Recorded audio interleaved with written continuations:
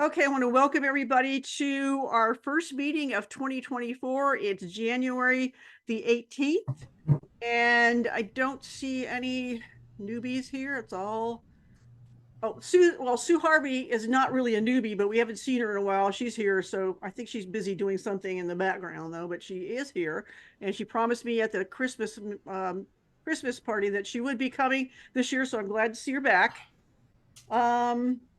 Got a few announcements to get through, so I'm going to try to get through these as quickly as I can. We've got about 41 images to go through. So the assignments for the next couple of months are, obviously this month was macro. February this is a tough one. Geometric shapes in nature, not a house built in nature, but actual natural things in geometric shapes. So look for those. March is creative lens flare, and April is action sports photography. Our education nights so far are creative lens flare next week with Jim, so to get you ready for the March assignment. In February, we're going to have Joshua Cripps, who spoke for us last year on telephoto landscapes. He's going to be talking about the app PhotoPills, which every photographer should know how to. If you walk outside your house and you're going to shoot outside, you really should know how to use it. But he's like one of their spokespeople, and he uses PhotoPills a lot in his photography. So he's going to be talking about PhotoPills. And in March, we are going to have a true, honest-to-God sports photographer. And let me see if I can pull up his information here. His name is Kevin Sabatis, and he actually is an NFL, and he shot for the Bucks and for the Rays, and he is going to be speaking for us in March to get us ready for April assignment, which is action sports. Haven't got anybody past that, but I will be filling in the blanks hopefully soon. So that is the education nights so far for this year. Our first outing of the year is going to be on February. The official outing is going to be on February the 3rd at Bach Tower Gardens. I sent you guys a link. You can go to the website. The announcement with all the details are on there. I would like to meet at the plaza in front of the visitor center at 9:30 a.m. on Saturday the 3rd. You actually go in the gate, pay at the gate. It's really close to where you enter the grounds. Then you have to drive around a lot to get to the actual visitor center. So it's a big, huge parking lot that early in the morning because they open at 9:30, I think. You should be able to park pretty close to the visitor center, and we'll be right there. I'll wait around until about quarter to 10, and then I'm gonna, then we'll go off into the gardens. If you get there after that, then you need to text me and find me, and I'll try to tell you where we are. We'll probably spend about 2 hours there wandering around. There's quite a bit to see. I mean, there's the tower, there's beautiful gardens. The camellias should be blooming, the azaleas, maybe other things. They have a children's section, which you would think you would not want to photograph, but it's actually got some pretty cool stuff in there to photograph. And besides the kids, forget about the kids, it's all the other stuff that's there. But yeah, it's just a really interesting place now. They have upgraded this place tremendously since the old days. And then they have a beautiful cafe in the visitor center. And so unless it's super busy, who knows, we will go ahead and eat there because the food is really good. And that way we can just eat and then everybody can go home. Any questions on that? Just FYI, this is the time of year in Florida. Sorry, Doris and Alan and whoever else is not here in the state, and Victoria. This is the time of the year where all kinds of stuff is happening every single weekend. So, be on the lookout for things to do. And, if you think it might be something the club is interested in, let me know. It should be, this kind of stuff is going on from now until probably the end of April, at least, maybe into May. So I may throw out something to you at the last minute that comes up, and if I run across something, and we might do a lot of last minute stuff. Like we might, if the weather's decent, it's really unpredictable. The state fair starts on February the 9th, I think. Might do it. We've been doing a state fair night, but it's kind of, catch as catch can in terms of the weather and all that stuff. So we really can't plan it. The next thing we need to talk about is photo camp. It's on March the 1st through the 3rd. We will be camping at Rainbow Springs Campground again, but we will not be going into Rainbow Springs State Park.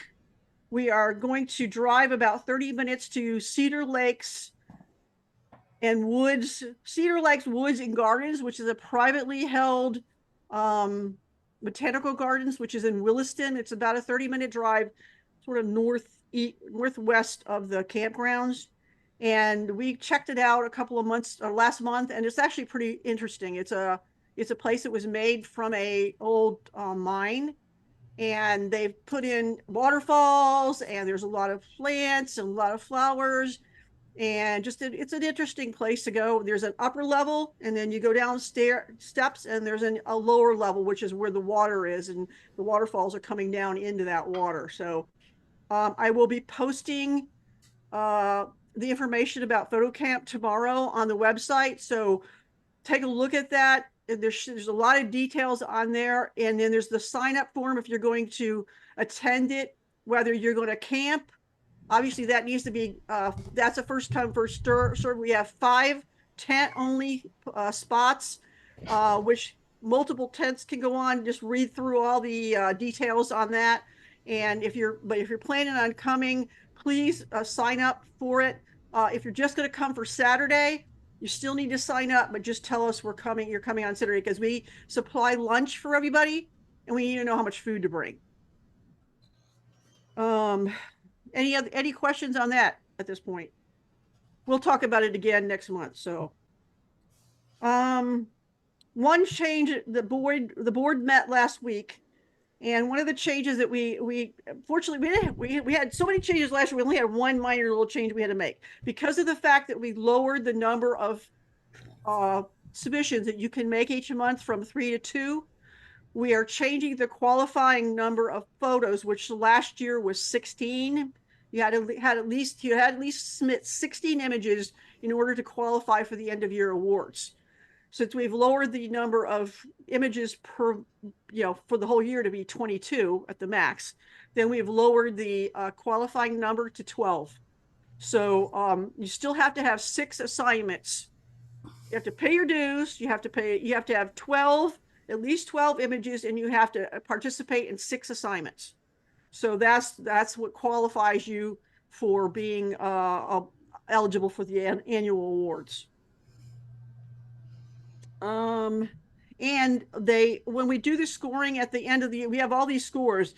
We only take the top 12 scores to determine your final number. So if the score sheet is listed on the website, and if you look like that at that, you're going to see all your raw scores. Even that total is not going to, because unless you go to figure out how everybody's top score, you're not going to know where you stand in the standings. We did publish the new standing sheet is up there right now. It's blank, and if you click down at the bottom, you'll see the final results from the macro that Jim set up to figure out what it is. If you click on that results down at the bottom of the page, there's 2023 results. You just see the final results based on that macro. And FYI, there are 2 colors of the names are highlighted in 2 different colors. The ones in yellow did not qualify, so all the other ones qualified. Any questions about that? Okay. One last thing.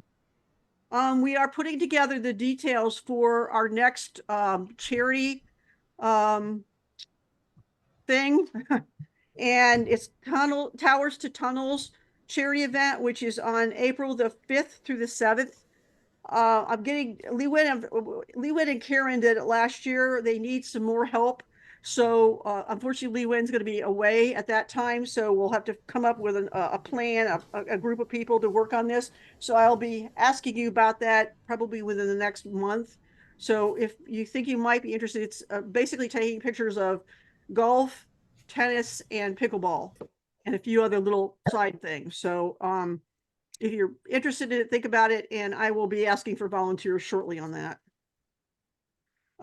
Jim, do you have anything to add? Next week I'm doing the presentation on lens flare. I'm actually working on some presentation material right now that I'll be using for that. And the following week I'll be doing part 2 of the video presentation that I did, which before was just explaining what all that gobbledygook in your camera settings means. And the next is going to be, okay, what to actually do with your camera to get out there and record and film stuff with it, which is actually not that not that difficult, but there are techniques and things to know about and to learn, and pitfalls to avoid. And I'm working on material for that presentation as well. That's going to come up. Awesome. Robert, anything to add? No, I'm good right now. Lynn, I've got something. I just clicked on the current competition results and I got a screen that says you need access. And then I had to request access, and then it says you'll get an email if your request was Okay, approved. we need to, yeah, Jim will need to change the access to that. Darn it. For which sheet? For the results. Current competition results. Oh, okay, for the whole thing. Okay.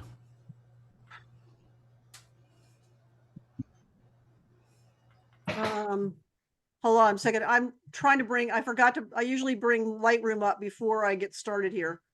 And I forgot. I'm doing it right now. It takes a minute for it to come up. Where are you? All right. Anything else? Anybody, any comments or questions about anything? Anybody else? Jack, anybody else? No. Leslie always has a comment. She's mute. You're muted. We can't hear you, Les. Good evening. This is Dr. Gomes. Okay. Yeah, sorry. All right. Let's go ahead and let me. I had to leave. Hey, Brian. Yep. Where were you clicking to get access? What did you click on? In the website, right? The link that says current competition results. Oh, okay. The link in the website didn't get updated to the new stuff then. We made new stuff, but the link in the website isn't updated to the new stuff. I did change it to that. Oh. I thought I did. I'll check that out then. Okay. I thought I changed it. Hold a second. I need to make you guys I'll double check it. toasties. I'm going to try to get in here too. I was choking on my drink when you were talking to me before then. No choking allowed. You hit it well. Yeah, where is... I was muted. There's Robert. Okay.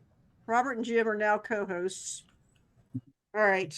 Let's get, it's been over a month since I've done this. I've forgotten how to do everything. Back to the drawing board, guys. All right, let me make sure Lightroom's up and running. Yep, okay. Where is everything?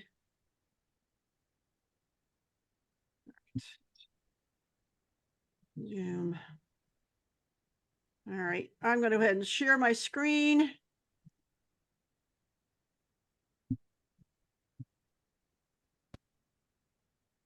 Can you see my Lightroom? Yep. Okay. All right, let me get my iPad up and running here. Oh, the scores. Try it again, Brian. Okay. All right, let's start. We have 33 assigned and 8 general. So we only have like 41. So we should be able to get through these fairly quickly. So let's go ahead and start with the first one. Jack and Robert, are you ready? It works now, Jim. Okay. Jack and Robert, are you ready? Jack? I mean, not Jack, Jim. Yeah, I'm ready. Jay, Jim and Robert. The link is Okay. fixed. Okay. All right, guys. All right. Are we ready to get started on the comment section here? Okay. Yes, no? Yes. Okay, let's do it. The first one is water drop. And this is Helga's, and the score is 24.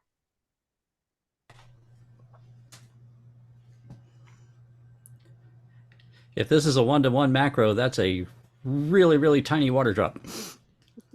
Yeah, that was my only thought. I thought it was great, the water drop, but I thought it could have filled more of the screen and been closer for me. But Yeah, we have no way to judge what size the water drop is, but realizing that the entire picture that you see is supposed to be a sensor, then that is a itty bitty teensy tiny little water drop compared to the size of a camera sensor, which is supposed to be the entire frame of what you see here. So Helga, you there? She's not going to talk. Robert, anything? Yeah, you're gonna find this with this photograph and the next one as well. I see in there Helga, it says right out of something.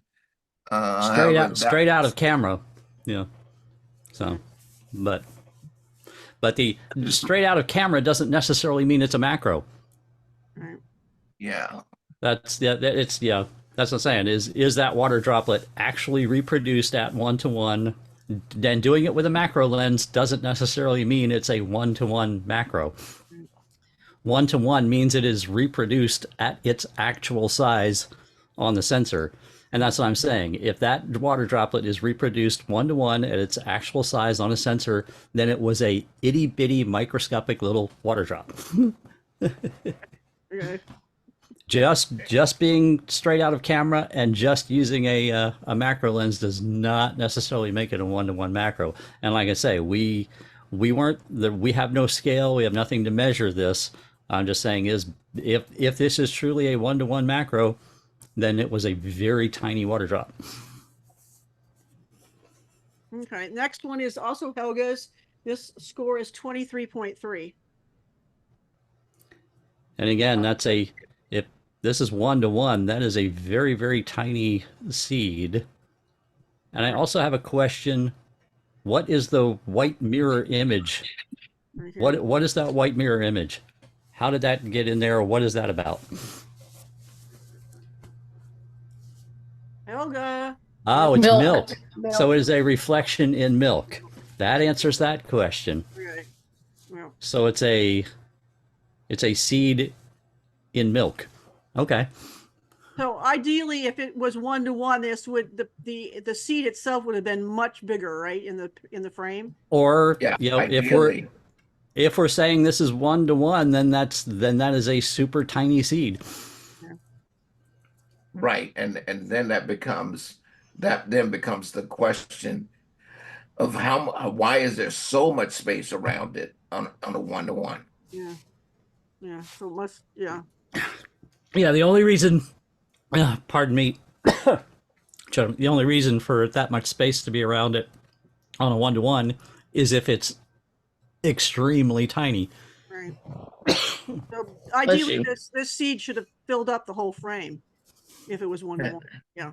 Okay. Now, my question is, does this now become need to be a micro instead of a macro? Yeah. Maybe. Okay. So can I ask a question? Sure. Yeah. I was just wondering with both of these, since we're wondering, how close, Helga, were you shooting to, how close was your lens to the objects that you were shooting? it depends on your lens, Jan. Oh, no, I'm not asking for Yeah. me. I was I mean- asking more just out of curiosity, how close she was to it. Helga's not talking tonight, evidently. Yeah. You're generally right on top of it. Yeah. Yeah. I mean, literally And- on top of it. Yeah. It says very close. Mm-hmm.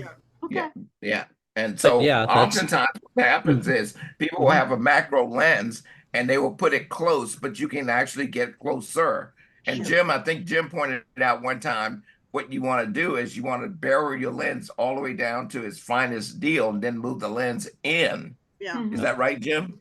Yeah, that's why a lot of macro shooters put their camera on rails, because the lens is pre-focused to its minimum focusing distance, and then the entire camera is moved on a rail to achieve focus. And that ensures that you have the maximum magnification if you move the entire camera on a rail while while the lens is at the minimum focusing distance. That guarantees maximum magnification.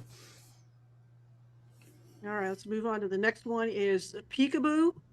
This is Tom Hickey's image, and the score is 25.3. This is, what is this? Is this a jellyfish? It's a crab. That's a little crab or a shrimp or A little something. crab.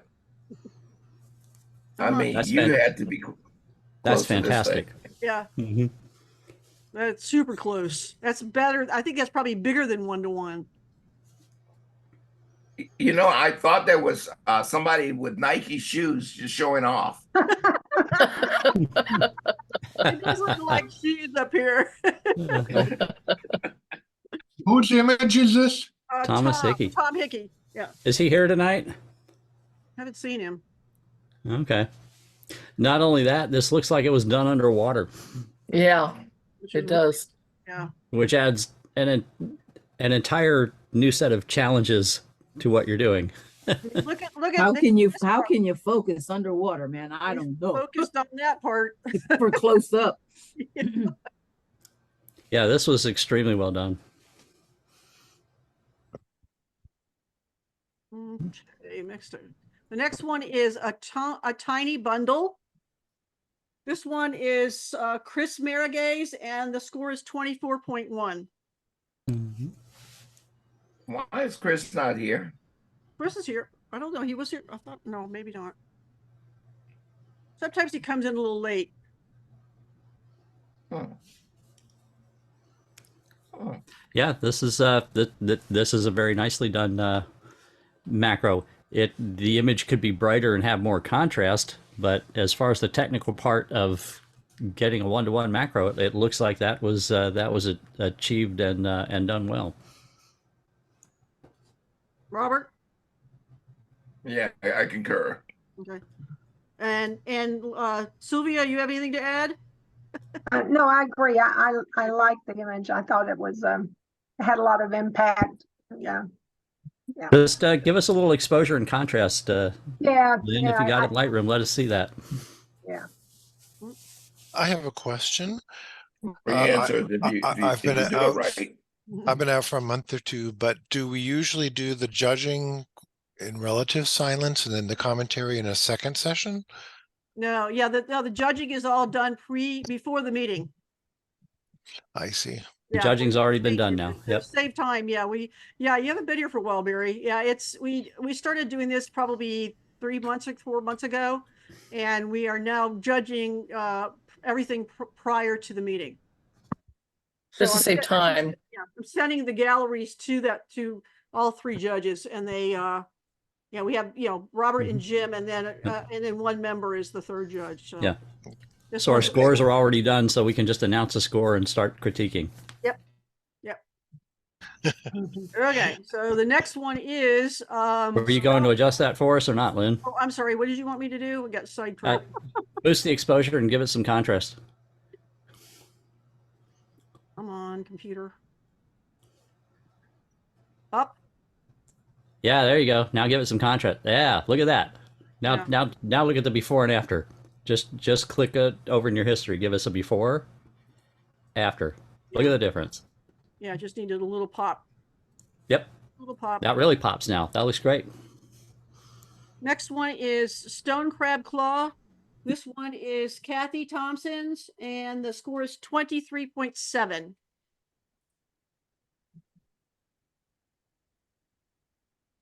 They call that in your face.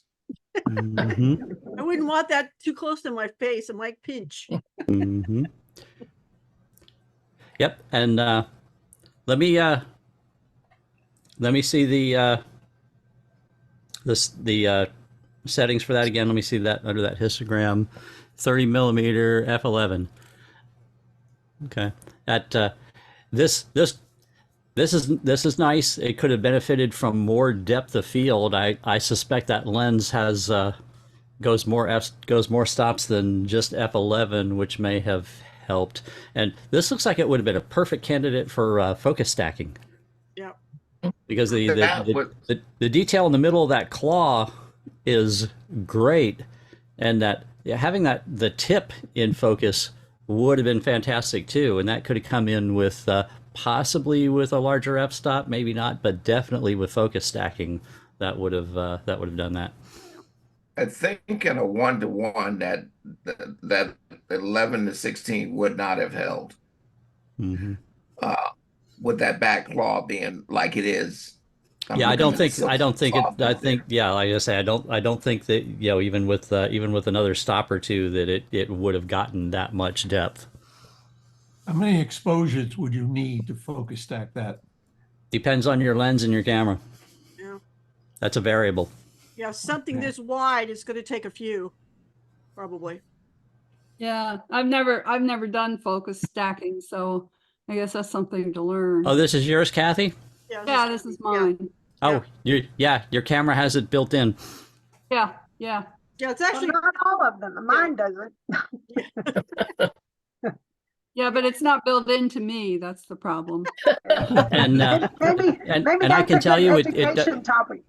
it does a good job, and it has a and your camera will automatically calculate how many exposures it needs. Oh wow! I know Oh, I considered focus stacking on one of my photos, and I wasn't sure that was going to qualify for this category because I was worried that it was going to do its own cropping. You know what I mean? When you put on top of each other and then it reduces the size or whatever. It's still going to be at 1-to-1 magnification within within what it puts together, which is still going to be the same size as your sensor. Yeah, the crop would have been minor, really minor. And it would have, it would have still resulted in in the same thing as your as your sensor. Yeah. So do you consider this 1-to-1? This looks like this not knowing, not being there to see the actual size of the stone crab claw. This looks 1-to-1 or close to 1-to-1 because which camera was that? Was that your XH2? Yeah, that's the only one I use. Mm-hmm. Yeah, that if that were a smaller a smaller claw out of a batch of stone crab claws, that could definitely be a 1-to-1. Okay, that's what I was concerned about. Mm-hmm. Kathy, my question is, were you hand holding us? No. I had to do it quickly though because I wanted to eat it later. So I cut it out and I put it on a wooden disc outside. Taking some notes from Alan Shapiro. Yeah. It's natural Hey, light. Yeah, that's right. See, it was. I see your focal length was 30 millimeters. What lens? 30 millimeters on what lens? What lens were you using? Shoot, I think I was using the macro, the 60-millimeter macro, but that doesn't make sense. But the 60 millimeter macro would say 60 millimeter because it's not a variable focal length lens. Yeah, so I don't know, At honestly. 30 Yes, it something is the macro. 30 No, it's the 30 macro. Yeah, okay. You were using the 30 macro. Yeah, okay. Yep. I get That's them. why it's fixed at 30. That's why I want to know, were you using a variable lens, or I didn't realize you owned the 30 macro. That's a nice lens. Okay. All right, I gotcha. don't know that I own, I have them. Moving on to the next one. This one is fern spores, and this is also Kathy's, and the score is 24.4. Mm-hmm. Just take the highlights down just a little bit. I like the composition that you put together on this. Thank you. What do you know? What kind of fern that was? No, I was in a garden, somebody's Uh-huh. garden, and it was growing out of a tree trunk, and I just plucked it and I took it home and Okay. took the picture of it. It's Yeah. So you turned it upside down. yeah. Nice. And I like the way it, I like the flow of the lines. right. You have that diagonal, that curved line across the top, the other pieces, Right. and I like what you picked to be the focal point of what's in focus that goes out of focus kind of around that, in equidistant for the most part around it. So I kept moving it around and playing with it. I had more time with this one. yeah, I like what you did with the composition on this You one. were That was gonna go nicely eat done. it. No, I wasn't going to eat it. It was going to dry up. Sylvia, anything? I, I agree. I think taking the highlights down some, it was a little bright, but yeah, I like the composition as well. I thought it had a lot of interest. So I liked it. Robert? This reminds me of a group of aliens marching toward the promised land. Ooh. Mhm. Okay. It also looks like a bunch of sea urchins. Yeah. Well, that's the cool thing about macro. Sometimes you don't know what it is, that's the cool part about it. Mhm. Okay. Moving on to the next one, which is 20. This one is Lee's, and the Mhm. score is 23.8. I like all the detail that got revealed from something that we see every day, but we don't see the level of detail in it. All those fine lines, all those patterns, actually over next to the letter T in 20, in some of those things, you can actually find, there's writing. Oh yeah. You wouldn't even see that with your naked eye, to see that writing in there. I see USA 20 and some other things written in there that I would never have known that this much was there, on a $20 bill, other than this photo. Yeah, they definitely do a lot to make it so that they can't be counterfeited. No counterfeiting. I see I see the red and blue threads that are embedded into it, as well, that are anti-counterfeit, and some other things. That it was really fascinating to Look at it. search through this and see all the detail. Is Lee here? No, he's playing in the snow in New Jersey. He's in New Jersey. Its camera is slightly tilted from flat. Mm-hmm. Or the $20 bill wouldn't lay flat. Yeah. Right. There's something because the top is a little softer than the bottom. Mm-hmm. So I was gonna ask him why didn't he lay down flat? I mean, he's low enough to the ground already. Oh, be nice. Wait a minute. This is being recorded. I take that back. Be nice. Nice. Lee has bust my chops a few times. This one is Hamilton. This is also Lee's score is 24.2.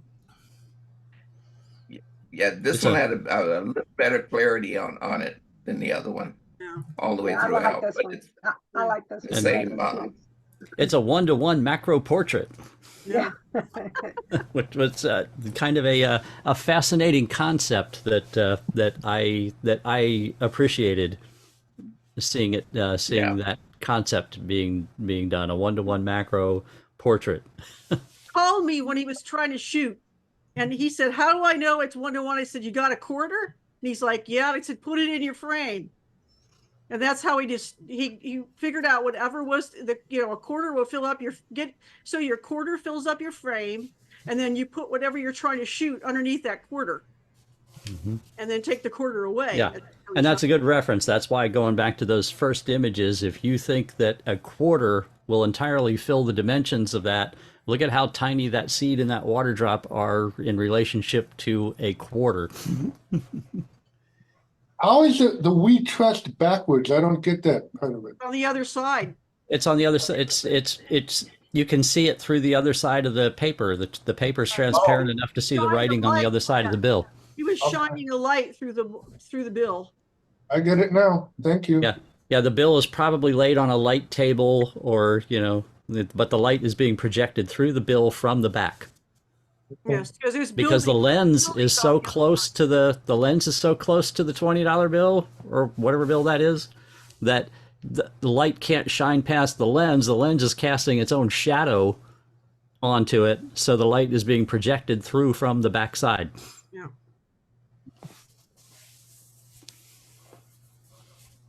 Okay, the That's next one of the other challenges with one-to-one macro. Your lens gets so close to the subject that lighting becomes issue. Yeah. an issue. Next one is water droplet illusion. This one is rods, and the score is 24.8. Rods I here. thought this was excellent. I'm very, I really enjoyed this image. It was,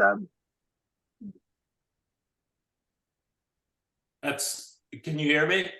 Yeah. Yes. I called it illusion because that's the base of a plastic water glass. Mm-hmm. so it's plastic.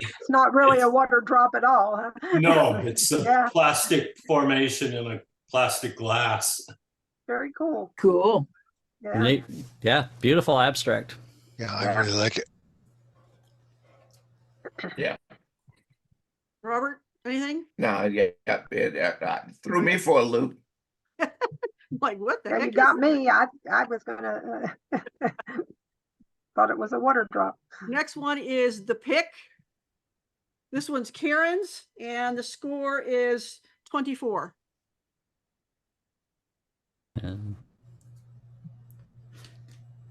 And it's Now, a macro of a guitar pick. We got it. right. There are a couple of them here like this where it's fulfilling the assignment, but I'd hope that you would go slightly beyond that, Karen. Yes? I guess not.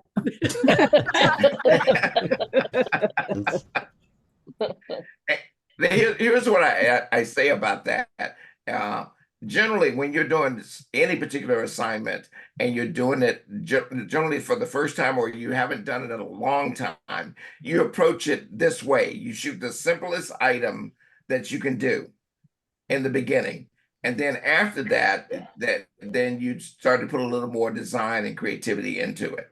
This would have been cool, So- Karen, with like a couplet string, like taking some of the guitar wire or setting it on the guitar and doing the pick along with the guitar strings. I have some of those. I just had the hardest time with the focusing. I was doing, as Jim said, I would put the camera back and forth, but it was such a small. Yeah, Yeah, this is nice and flat. So yeah, as long as you get your sensor parallel to that, you can get this in focus. I was looking at this and thinking, with that extra room and the framing and whatnot, how fascinating it might have been just in the background to have almost like a receding line, like dominoes going off, at an angle of different picks of different colors or something, out of focus, receding into the background. Some artistic embellishment. I did that beyond. Too. Yep, here's a guitar pick. I didn't understand the choice to have no border on the bottom. It was sitting on something. It's clamped or sitting on something to hold it up. It's standing on its edge, as opposed to she didn't lay it flat and then bring the camera down on top of it. She had it standing up on its edge, is my guess on this. He was leaning on a cotton ball. Okay, there you go. Cotton ball. Yeah, so that it is. Yes. So you have your camera horizontal and the guitar pick vertical. Mm-hmm. Yep. All right. Here's what I think as far as an idea. You find somebody who has a bunch of gold teeth, and you stand it up in their mouth with the gold teeth, and this is their pick. I like that idea. Oh, only from the mouth of Robert. I like that idea. I think. I'm just saying, you got. I'm run around down there in Ybor City. You'll find somebody you could do that with. Yep. Next one is Bug on a Bud. That's a hard one to say. This one's Jack's, and the score is 24.7. Jack, I think you're starting to outdo yourself. This is nice. Yeah, Thank I like you. it. Thank you. That bug on there surprised me. I did not see it when I was photographing it. And it only showed up when I put it on the big screen. Mm-hmm. Yep, because this is a one-to-one stuff that's so tiny you wouldn't notice it appears, and Right. and I know because I have that same lens, and I love to shoot with that lens, and the exact thing happens to me when I shoot flowers and things with that lens all the time. I look back, I look in the camera and blow it up in the camera in the eyepiece, and I'm like, oh, cool, look at that bug. And then I go back and, I find the bugs randomly, and then I go back and try and actually make a picture of the bug No. after I accidentally find them when I'm taking a picture of a flower. Yeah. Right. Yeah. I had a bunch of pictures that I took because I took this outside, and there was a little wind blowing, so I was shooting it at 1/2000th, something fast, and I was shooting at a very high frequency, and so I had a bunch of pictures, and all of a sudden I see this black spot show up on the screen. I was surprised.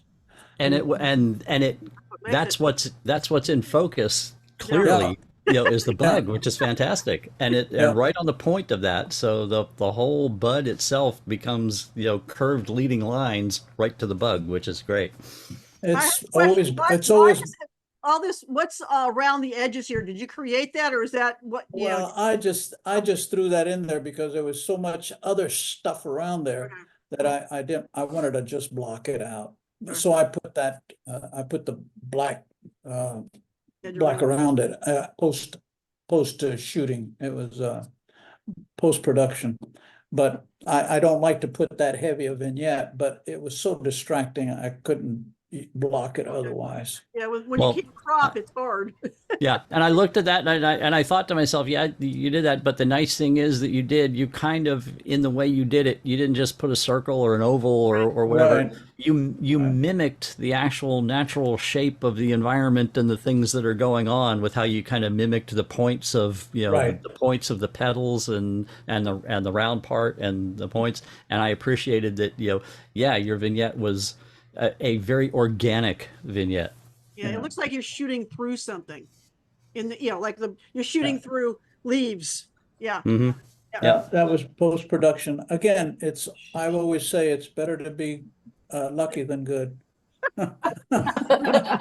Is that what you used to tell your patients? That's all the time. What he tells his wife. Please don't tell your patients that. All right, next one is this one, Noir. And this one is Karen's, and the score is 24.6. Mm-hmm. Now, Karen, I really enjoyed this, and I'll tell you why I enjoyed this. You know what's in focus, right? Yeah, oh yeah. Of course. Noir. Noir. Mm-hmm. In case you missed it, I titled it correctly. I really, really enjoyed that. I also like how painterly the out of focus parts of this look. So you guys like this better than the pick, huh? Oh, definitely. Very much so. Very much. This I one has enjoyed this. this one has dimension where the other one didn't. Mm-hmm. Yeah. I'm going to ask Lynn to do me one little favor there. Yep. On this one, give me a gradient from that lower right side. Linear. Linear gradient. Don't start it. Yeah, okay, that's fine. That's fine. Go up higher, all the way up to the.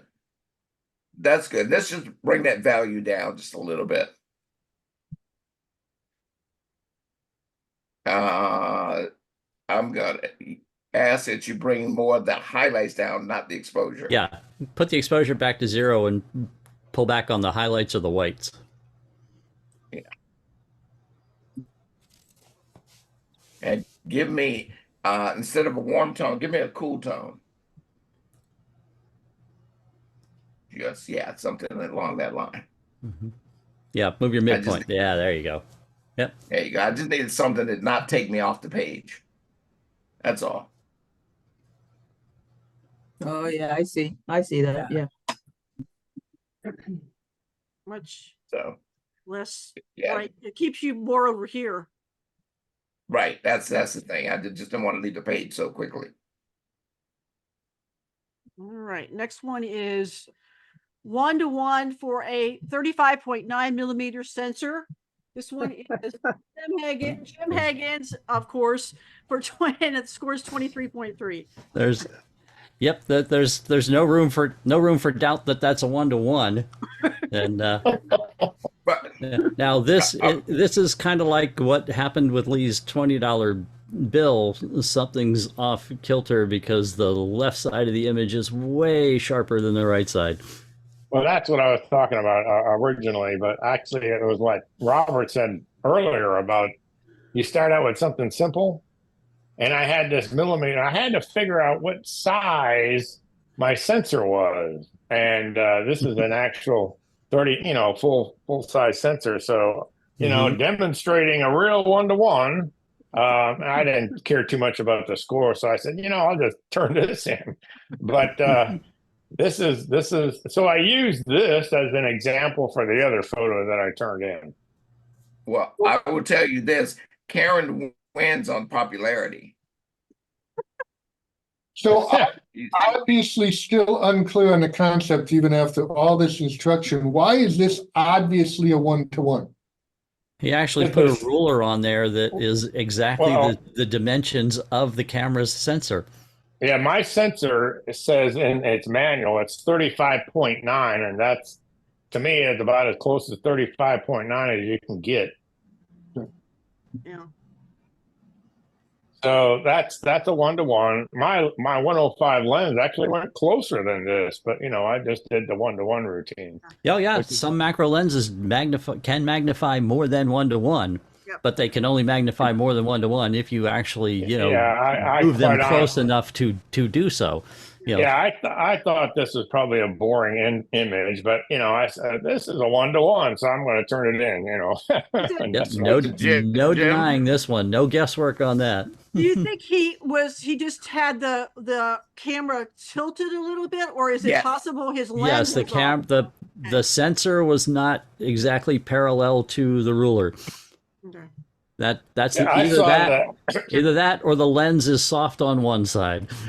But it's more likely the camera was not exactly parallel to the ruler. I gave it a shot. I'm just curious, Jim Hagen. You said that you were not sure if this would be a boring image. I'm sorry. A what? You said that you're not sure if this would be a boring image. Well, it's definitely not boring for you. Talked about it. Okay. Because you brought it up. All right, guys. Next one is feather. And this is rods, and the score is 24.1. Tell me, Rod, in your composition, is there more of this feather on the top end than there is on the bottom? I'm wondering why you gave me a full top and a half bottom. That's the way feathers are. I'm going to comment about that. That looks like the you're right. There's more feather on the top than the bottom, and if I moved to the right of the feather, it was damaged. So I took the best part of the feather I could get, and that's what it looked like. Yeah, not all feathers are symmetrical. A lot of feathers do have more on one side of the vane than the other, and I appreciated that it was shown this way and didn't just plain fill the frame with the feather. That edge, that bottom edge, was included there to see what the edge of the feather looks like, where it is at the top it all goes out. You don't see any of that. So this gave me more visual information about the feather by doing that, and I appreciated that personally myself. Oh, thank you. I did try to get that did bother me, that lower left hand side, and I did try to get the entire frame filled with feather, but like I said, to the right side of the feather that was much wider was damaged. So that's what we got. Mm-hmm. I like this. That's not what my problem was. I wanted to know if there was more. And my problem is if you're going to run that line directly through the center, then I would have looked for a bit more compositional choices, an angle or something other than a straight line. Yeah, yeah, so he should have put the feather diagonally across the frame. That's what you're saying, rather than I'm straight. saying I'm not saying he should have. I'm just saying those are possibilities. Yeah, it's a possibility. Yeah. Rather than going directly through, because what happens in a case like this, that was the reason why I asked, is because you take me in and out rather quickly. Yeah, like rather than giving me something to mesmerize my brain. Yeah. Just a little more diagonal treatment. All right. On to the next one. Something like that. Next. And Ron. Yeah. Yes. Just understand, if Jim gives you accolades, I'm going to take them away. Why do we do things here? For a moment, I thought I had it there. And then, nobody feeling good about themselves. The next one is Tortured Chains. And this one is Susan Huckabee's, and the score is 23.4. This has a look to me the way it really kind of has some distortion and things on the edges, and especially up to that left corner. I'm going to ask the question, was this done with a cell phone? We couldn't see it over here. Nope. Oh yeah, it is Apple. iPhone 14. Yeah. Yeah. Okay. Yep. That looked like a cell phone. I mean, so. Yeah. Which a cell phone has a very tiny sensor. To get 1-to-1 on a cell phone sensor, you really have to have. Yeah. To be really close. You have to get, yeah. Mm-hmm. Yeah, to get 1-to-1 on a cell phone is damn near impossible.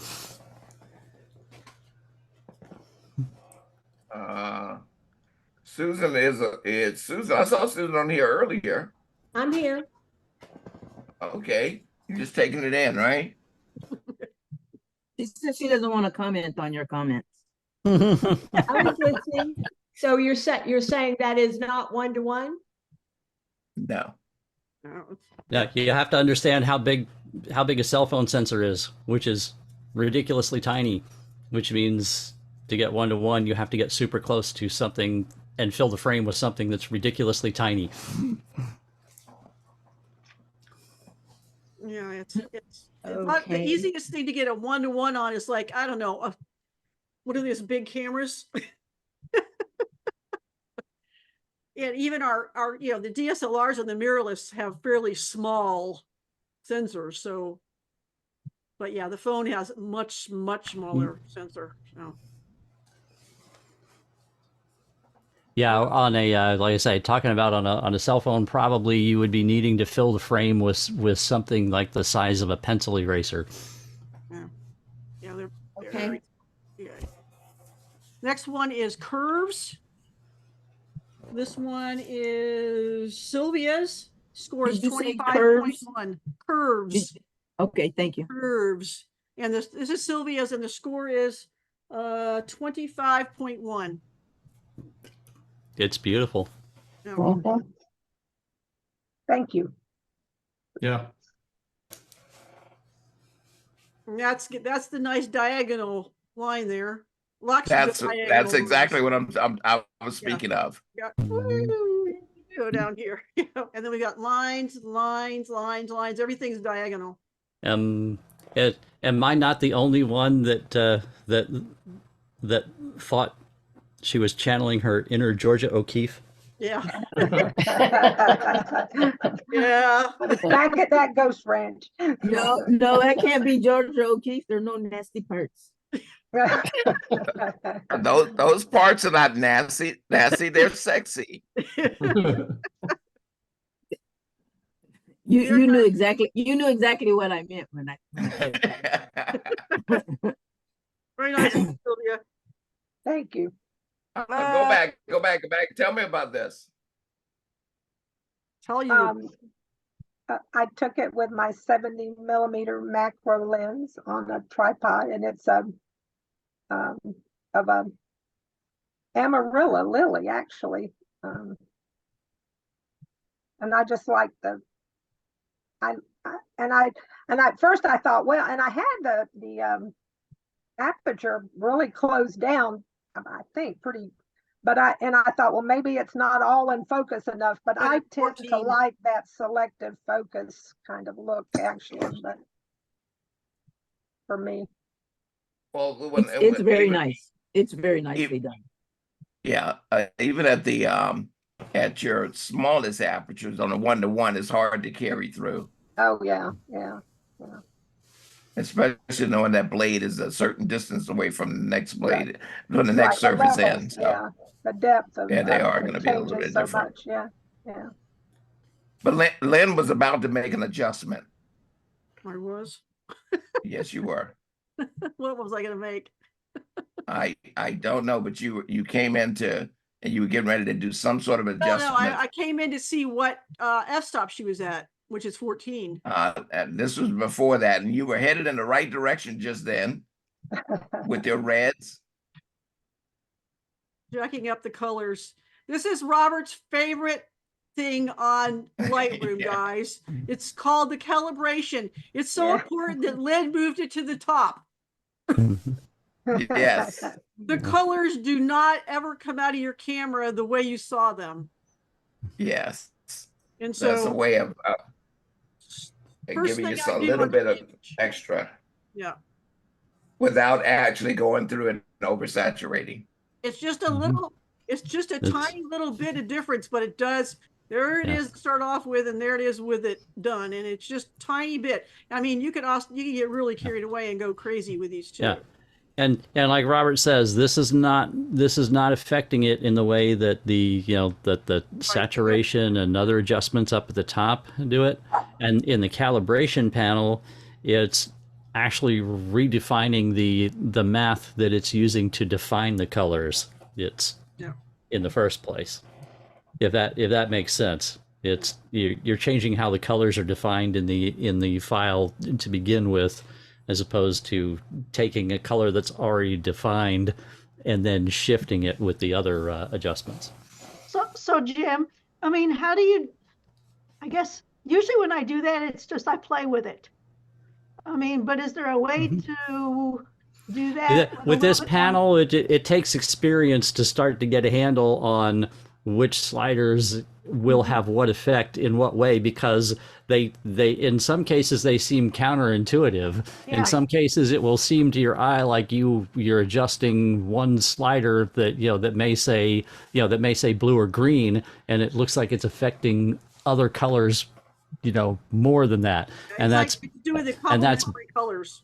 Yeah, and that's because of the way it's actually just redefining how the colors are interpreted in the original file. Yeah, there's no blue in this file, but look what it's doing. It makes it more yellow, which makes and that's what you have to get used to. Yeah. That's what I meant, Lynn. Sometimes when I do that, I'm thinking I'm going to be adding blue, but that's not what happens. It seems like I'm adding more yellow. Yeah. That's right, because even though these sliders say blue, green, or red, which is RGB, but absence of blue is an increase in yellow. Yep. Absence of green is an increase in magenta. Absence of red is an increase in cyan. So so you're by making any of these less, you're actually increasing its complementary color. Okay. It's the lesson for today. Woohoo! All right, next one is mixed nuts. And I'll let you guys guess who this one is. Brandon William, and the score is 24.3. I like the concept. Yeah, I like the title. I gave you a little boost just for the title because I thought it was so cute and the whole idea. This is also an example. You can see some stuff. Once you start getting in that close, that's when you realize dust and specks and dirt and everything you never see with your eye become your enemy in macro, and that's not the only one. Yeah, they're all over the place here. Now here's the other thing that I'd like to see you do with this, Lynn, can you select background or select subject and invert for me? What kind of nut is that? It's a peanut. Looks like a peanut. It's called Jim McWilliam. So do you want to do something with the background? And now I want you to desaturate the background for me, Lynn.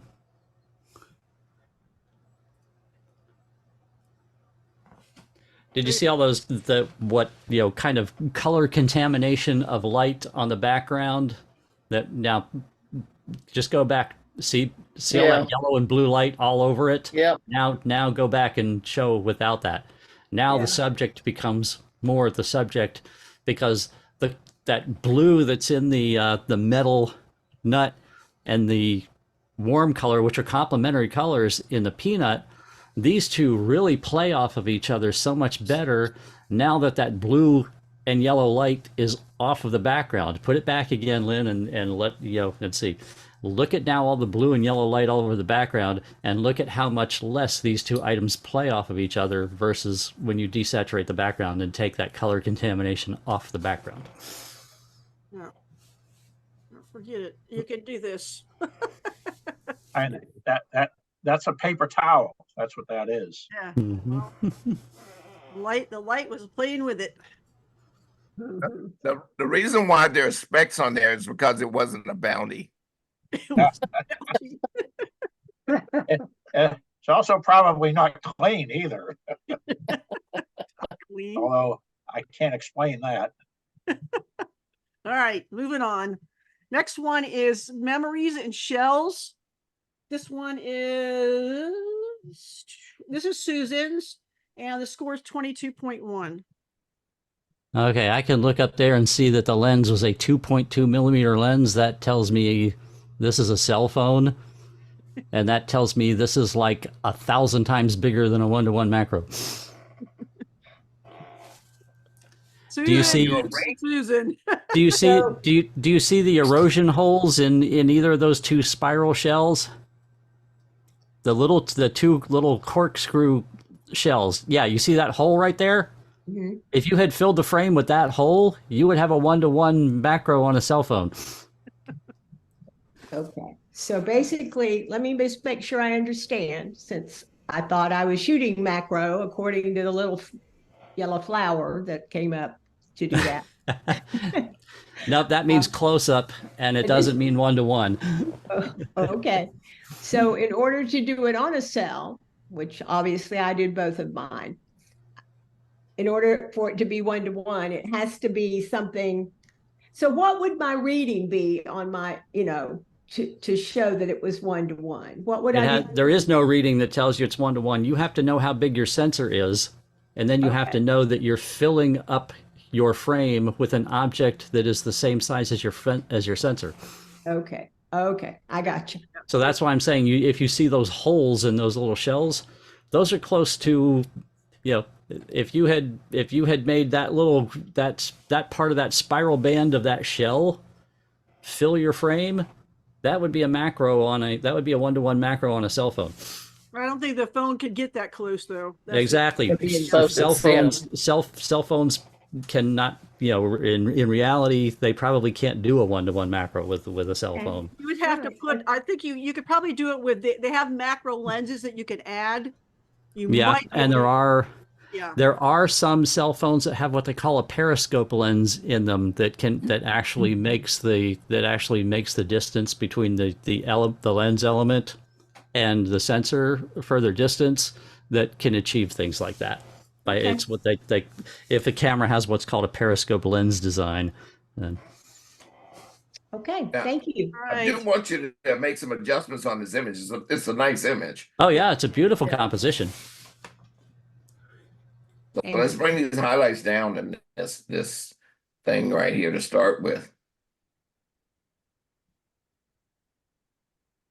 Because I needed some more detail in there. Clarity and texture. My friends, a little dehaze even. And I would actually deepen the blacks and bring up the midtones some. I'd go to the tone curve and just pull your curve up from the middle. Where are you? curve. Here you go. Dirty cone term. Just grab the middle there and pull the middle up now. Yeah, there you go. Yeah, we're talking. Pretty. So Jim, I have a question. What value do you give to the auto white setting and the auto black setting in Lightroom?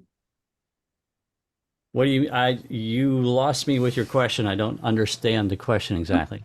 Shift and double click on the whites, it'll give you an automatic setting. And if you double click on the blacks, it gives you an automatic setting. Do you ever use that? Gives you Personally, no. Personally, I use a combination of watching the histogram and artistically knowing what I want to present. I don't care about mathematical numbers saying this is pure white, this is pure black. I mostly care aesthetically about what it looks like. Yeah. Okay. Yeah, That's what I was Now, wondering. Thank you. because the numbers are going to be on the other side of that, to answer that the question that you're asking is that it sets that black point for printing and the white point for printing.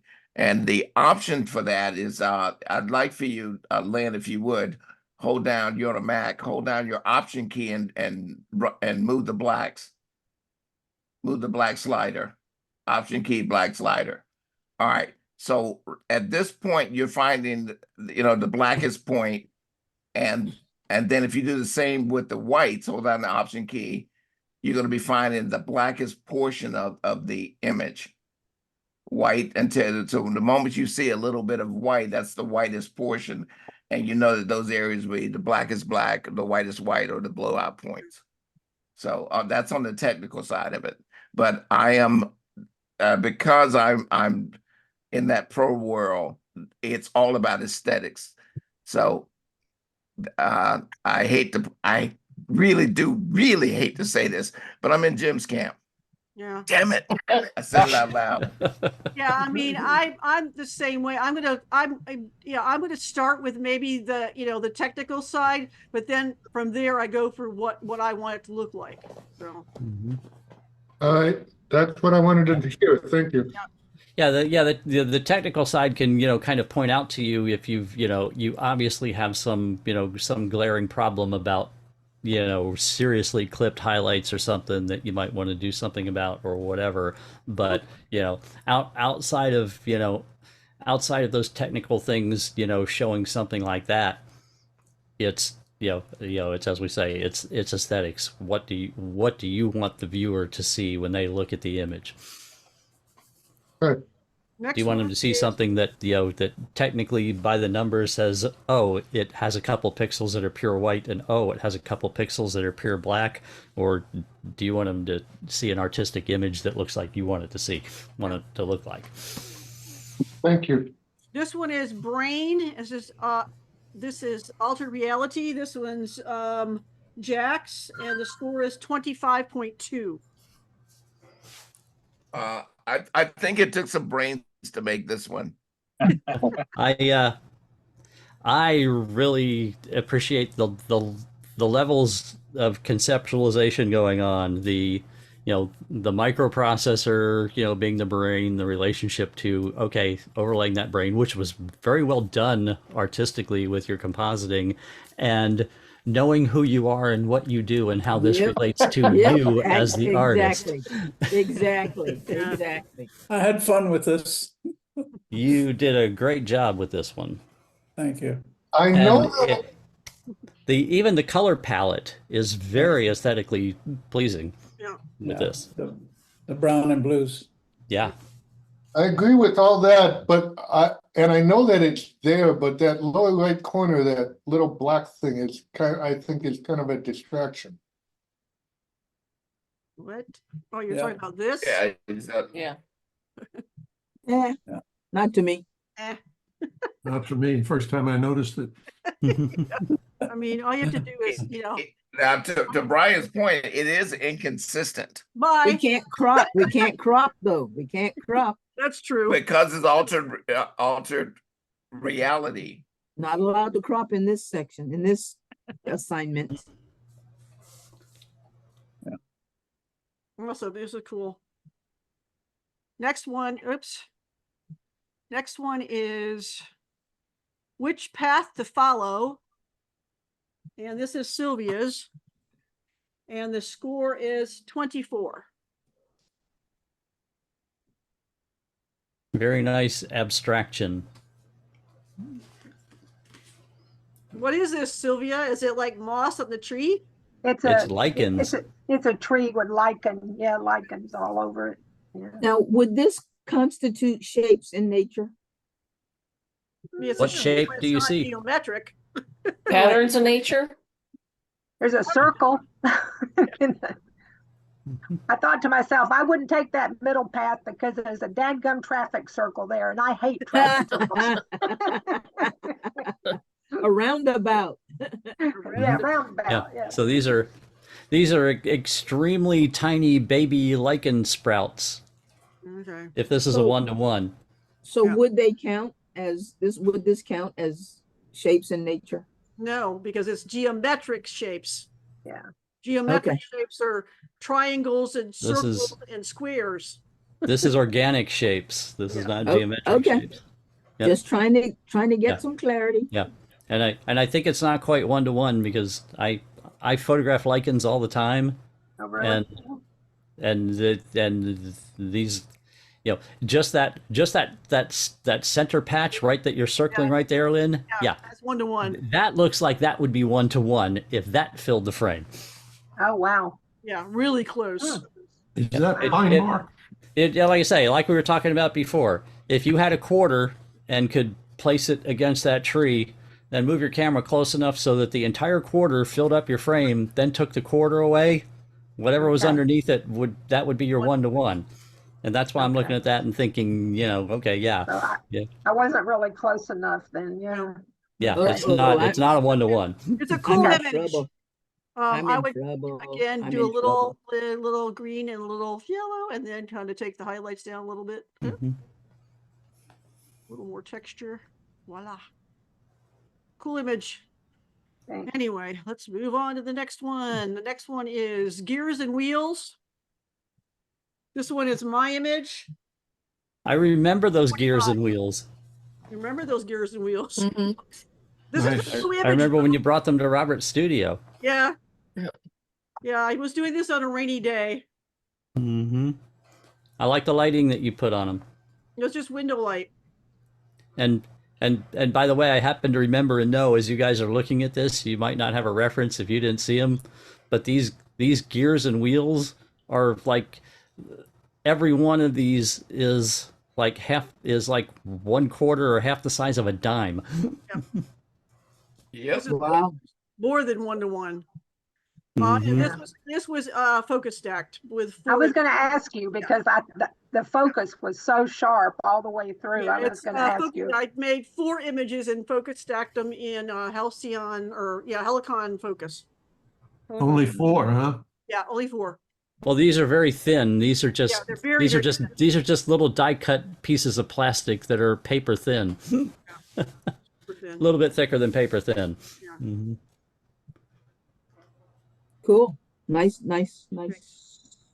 sample example. Next one is colorful beads.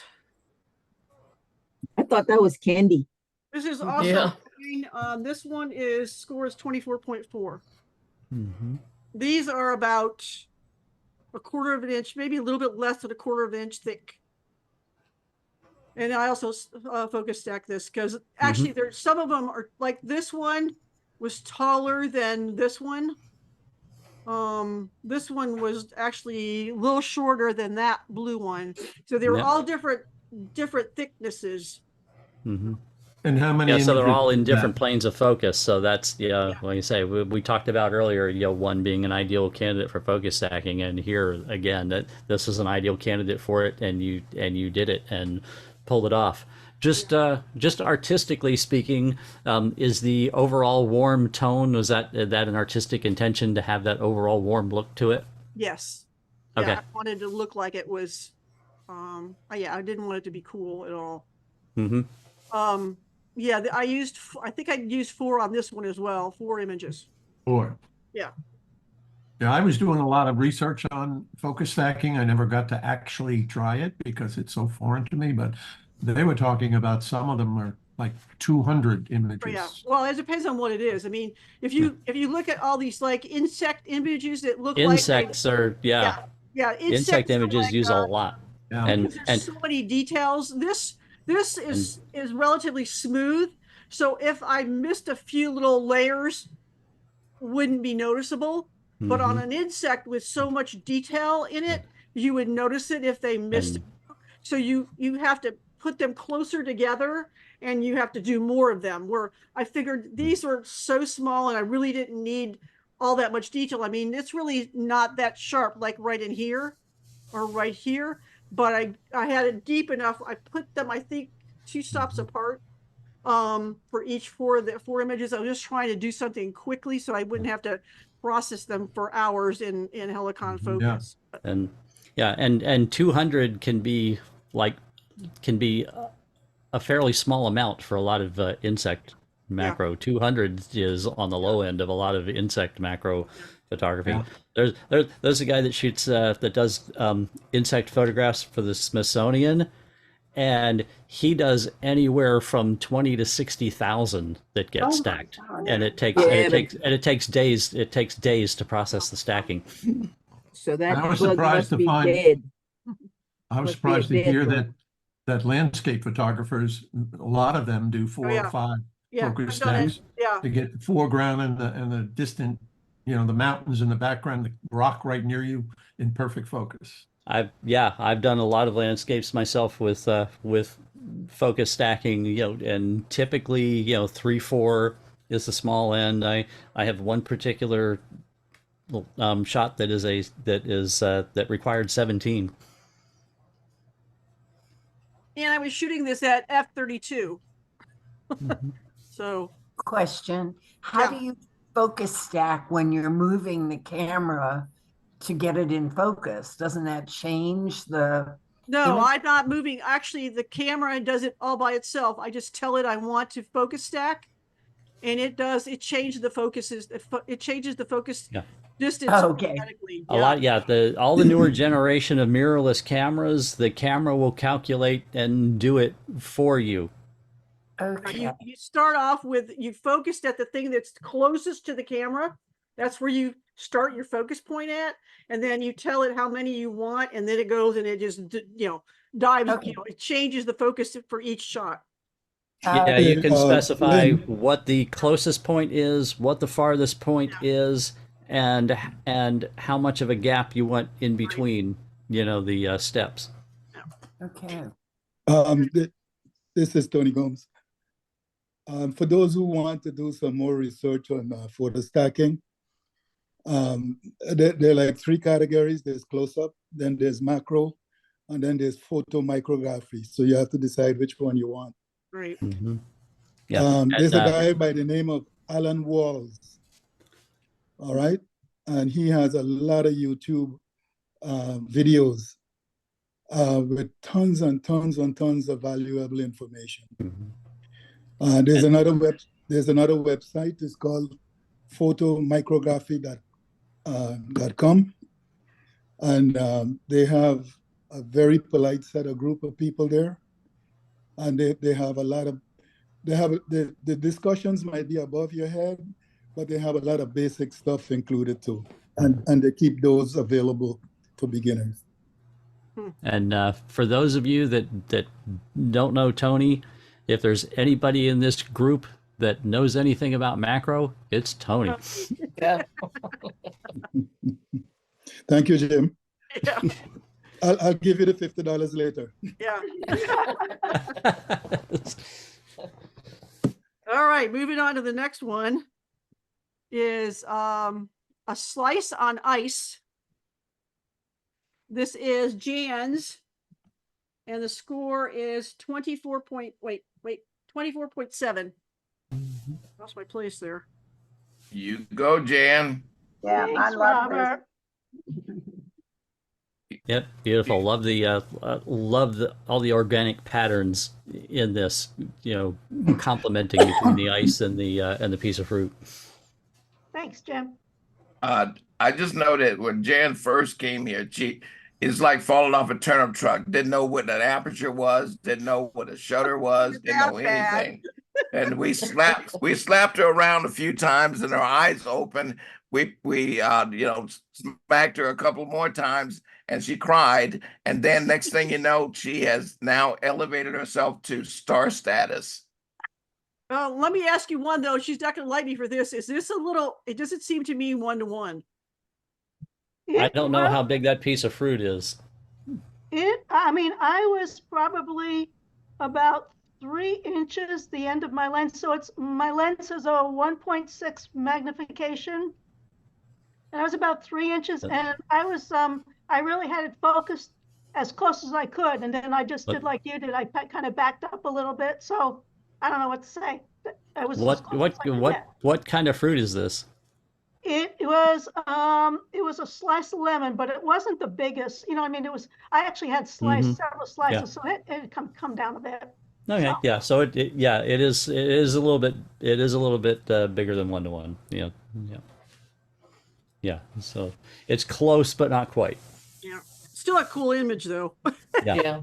Yep. Great design. Yeah. Next one is 50-cent euro. And that one is Lourdes's, and the score is 24.6. And it's properly lit to show the texture. Yep. Notice the lighting coming from the like the upper right hand side, and it's not flat lighting straight down on it or whatever. That angled lighting is what gives it the texture, gives it the dimension. So Lee did the paper bills and Lourdes did the Points. coins. Yeah. Mm-hmm. You're all about the dollar bill.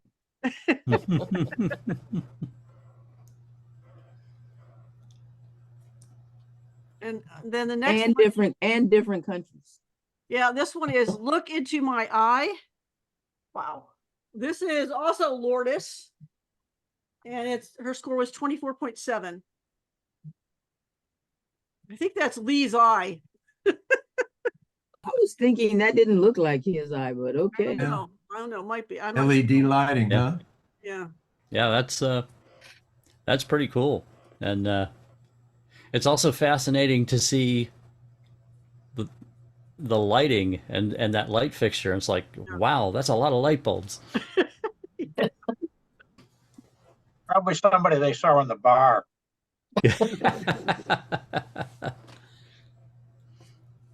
Yeah, this was well done. It could have been a little closer to being more fun. I think. It would have been better if it just was, because if you think about what a quarter would cover on your eye, it'd be about right here. Yeah. So it could have been a little bit closer. I find it fascinating that the eyebrows on top almost look painted on. Oh, you mean the eyelashes? Eyelashes, yeah, I always say that wrong. Yeah. Some people don't have very thick eyelashes like me. It'd be funny if we could tell, oh, you better go to the doctor. Something's wrong with your eye. Whoever it is, they definitely use some Visine before the shoot, it looks like. Maybe it's a young person. Yeah, maybe. All right, the next one is Laced. And this one is Jan's as well. And the score is 24.7. And you still, I see a very good design here. Yeah. Thanks. So you have a design sense. Nice contrast as well between the natural fibers and textile stuff, and then the hard cold metal. The contrast of the items is nice, and all the texture of all the different textile materials, the threads, the fabric, the cordage is really cool.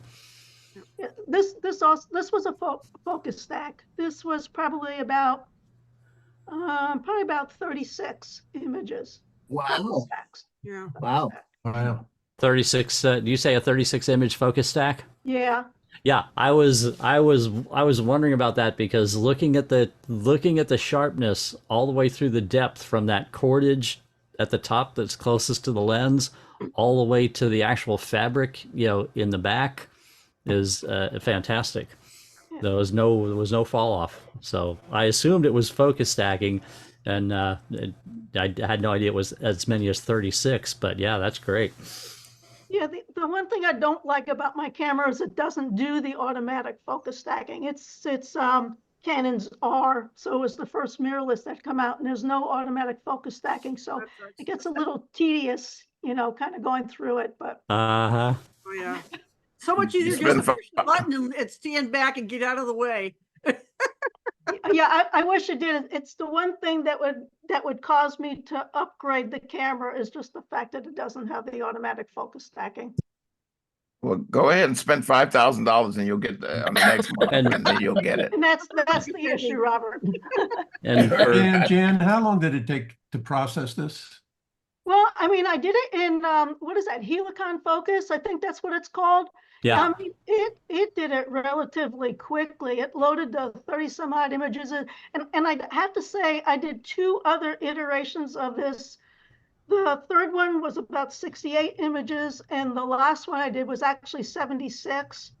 And I picked this one just because I like the composition better. But anyway, back to your question, it really, with Helicon Focus, it really didn't take that long. And I also tried it via Photoshop just to see how they did, but I thought Helicon Focus did a better job of the sharpness and kind of, Yeah, because Helicon Focus is a software that has one job, and that's what its one job is to do. So it does it well. Yeah.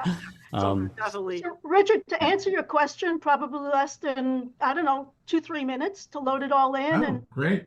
yeah, Pelican Focus is very fast. Yeah. And I just want to clarify for those that don't know or don't have a camera that does it or don't know how to use it in their camera, when we talk about automatic focus stacking in the camera doesn't come up with the final image. It doesn't do the stacking in the camera. The camera does the calculating and changing of the focus shot to shot and gives you a series of shots that then you have to put in your software afterwards to do the stacking. But the camera will change the focus point from shot to shot to shot through the scene for you. That's what we mean when we're talking about the cameras doing the automatic focus stacking. The camera doesn't do the processing in camera to give you the final image. Yeah, that's a little misnomer. Nikon actually calls it focus shifting for that exact reason, because it's actually not doing any stacking. It's only shifting the focus. So.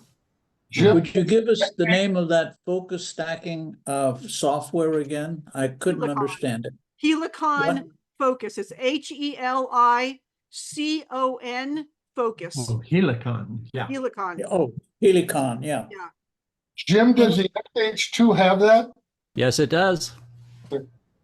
It has a very nice iteration of it. That's it's been available since the XT2, Brian. But the XH2 has has more bells and whistles associated with it than the 234 did. Hey Jim, there's another photo stacking program. It's called Zerine. All right. And your audio is a little muffled, Tony. Can you spell that for us? Zerene. Verene. Z as in Zorro. Z as in Zorro. Zerene. Yes. Oh, okay. A lot of people who do very serious photo stacking, they like Zerine more. But that's not to demean Helicon at all. Helicon is excellent, and Helicon is a lot faster than Zerine, but Zerine gives you a slightly better image. Tony, I'm surprised you don't say Z. Well, I live in America now. No more setting. And people look at me like if I'm crazy. Can you do the post processing for photo stacking in Lightroom or Photoshop?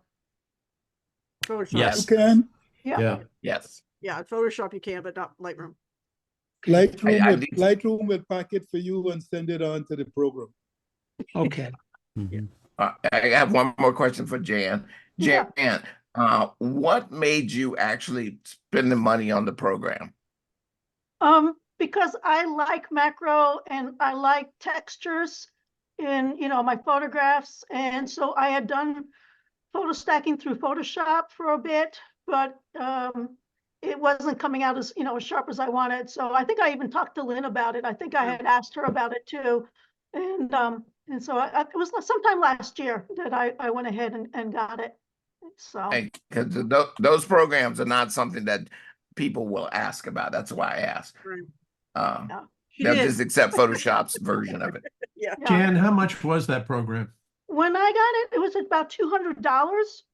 I think I just renewed mine. I think it was, I can't remember. I'll look it up and let you know.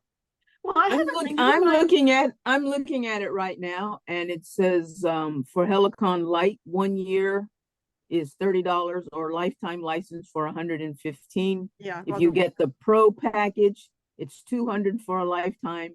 If you get the premium package, it's $240 for a lifetime. So I got the middle one, the $200 for a lifetime. Yeah. So I haven't had to renew it at all, but Yeah, what I understand from looking at the videos, it's much easier to use than moving all your images into Lightroom and then into Photoshop. Yeah.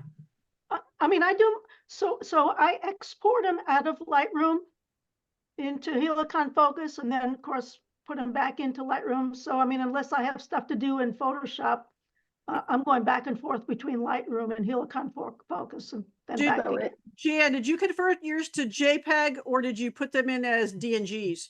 DNG. Yeah, that's the way to do it. You have to convert your camera raw file into DNG and then move it over to Helicon as a DNG, not as your camera's raw file. Yeah, I mean, it's pretty simple. All you do is just highlight the images and then you go down to your export and it says export as DNG and it just does it. And then Helicon Focus comes up. I mean, it just does it. Does it work as a plugin, the software? Yeah. Yeah. Okay. Yeah, Okay. It's a plugin. Mhm. Okay. You know, the only advantage that DNG has is that your output will be DNG. Right. And if you doing like 300-400 scans, most people will do it JPEG. JPEG's the way. Yeah, I did mine with JPEGs because I was in a hurry and they did just fine. Yeah. So you don't have to, but I just wanted to make sure people didn't try to put a raw image into Helicon Focus because it's not going to work unless it's a DNG. Helga has put a link inside the chat box for Zarina Systems. Okay. So we gotta move on, guys. It's 8:36. The next one is bolt and washers. And this one is Richard Edwards, and this score is 24.2.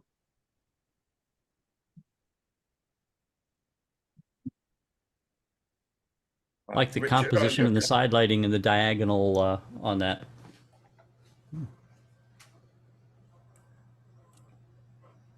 I tried a bunch of different things, different subjects, and this is the one that I was most successful with. I didn't get a chance to do focus stacking. I ran out of time. Well, I'm going to play with it. I'll tell you this: the helicals in focus. Helix is in focus. Richard, I'd like to offer up a thought. All right, you look at your right-hand side of the image. Yes. You see negative space there, or your background.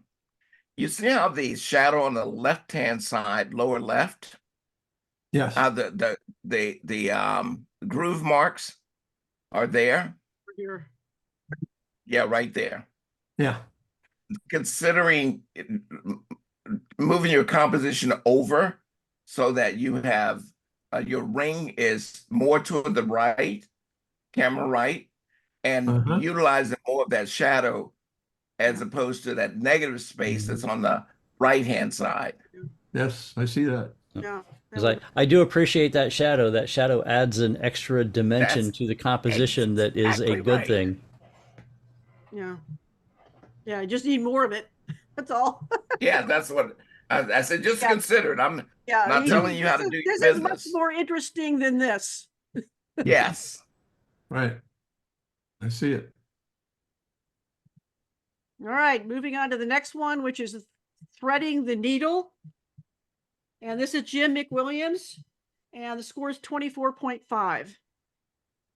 Again, that damn paper towel. And and I was going to say, yep, the same thing again. Just desaturate the color wash off the paper towel, but you could leave that nice color on the needle.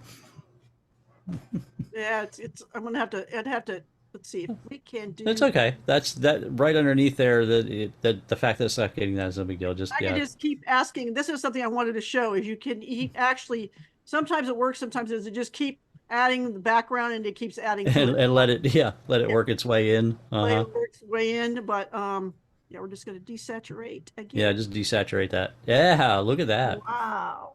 Now the needle just goes boing. And somebody's used this needle for something other than sewing. Yeah, exactly. Picking out thorns. Taking out, I don't want taking you out Jackie- splinters. I don't want Jack to hear that I was operating on the side, It's a hobby, But something I didn't bring up before is I was using extension tubes for some of for this one. Yeah. Because I just wasn't able to get close enough to get a good 1-to-1. And I think this is even a little bit bigger than 1-to-1. That's It is. a good point, Jim, that you brought that up to discuss that. Yes, extension tubes. If your lens doesn't get the magnification that you want, extension tubes are a really cheap, easy option to change your magnification.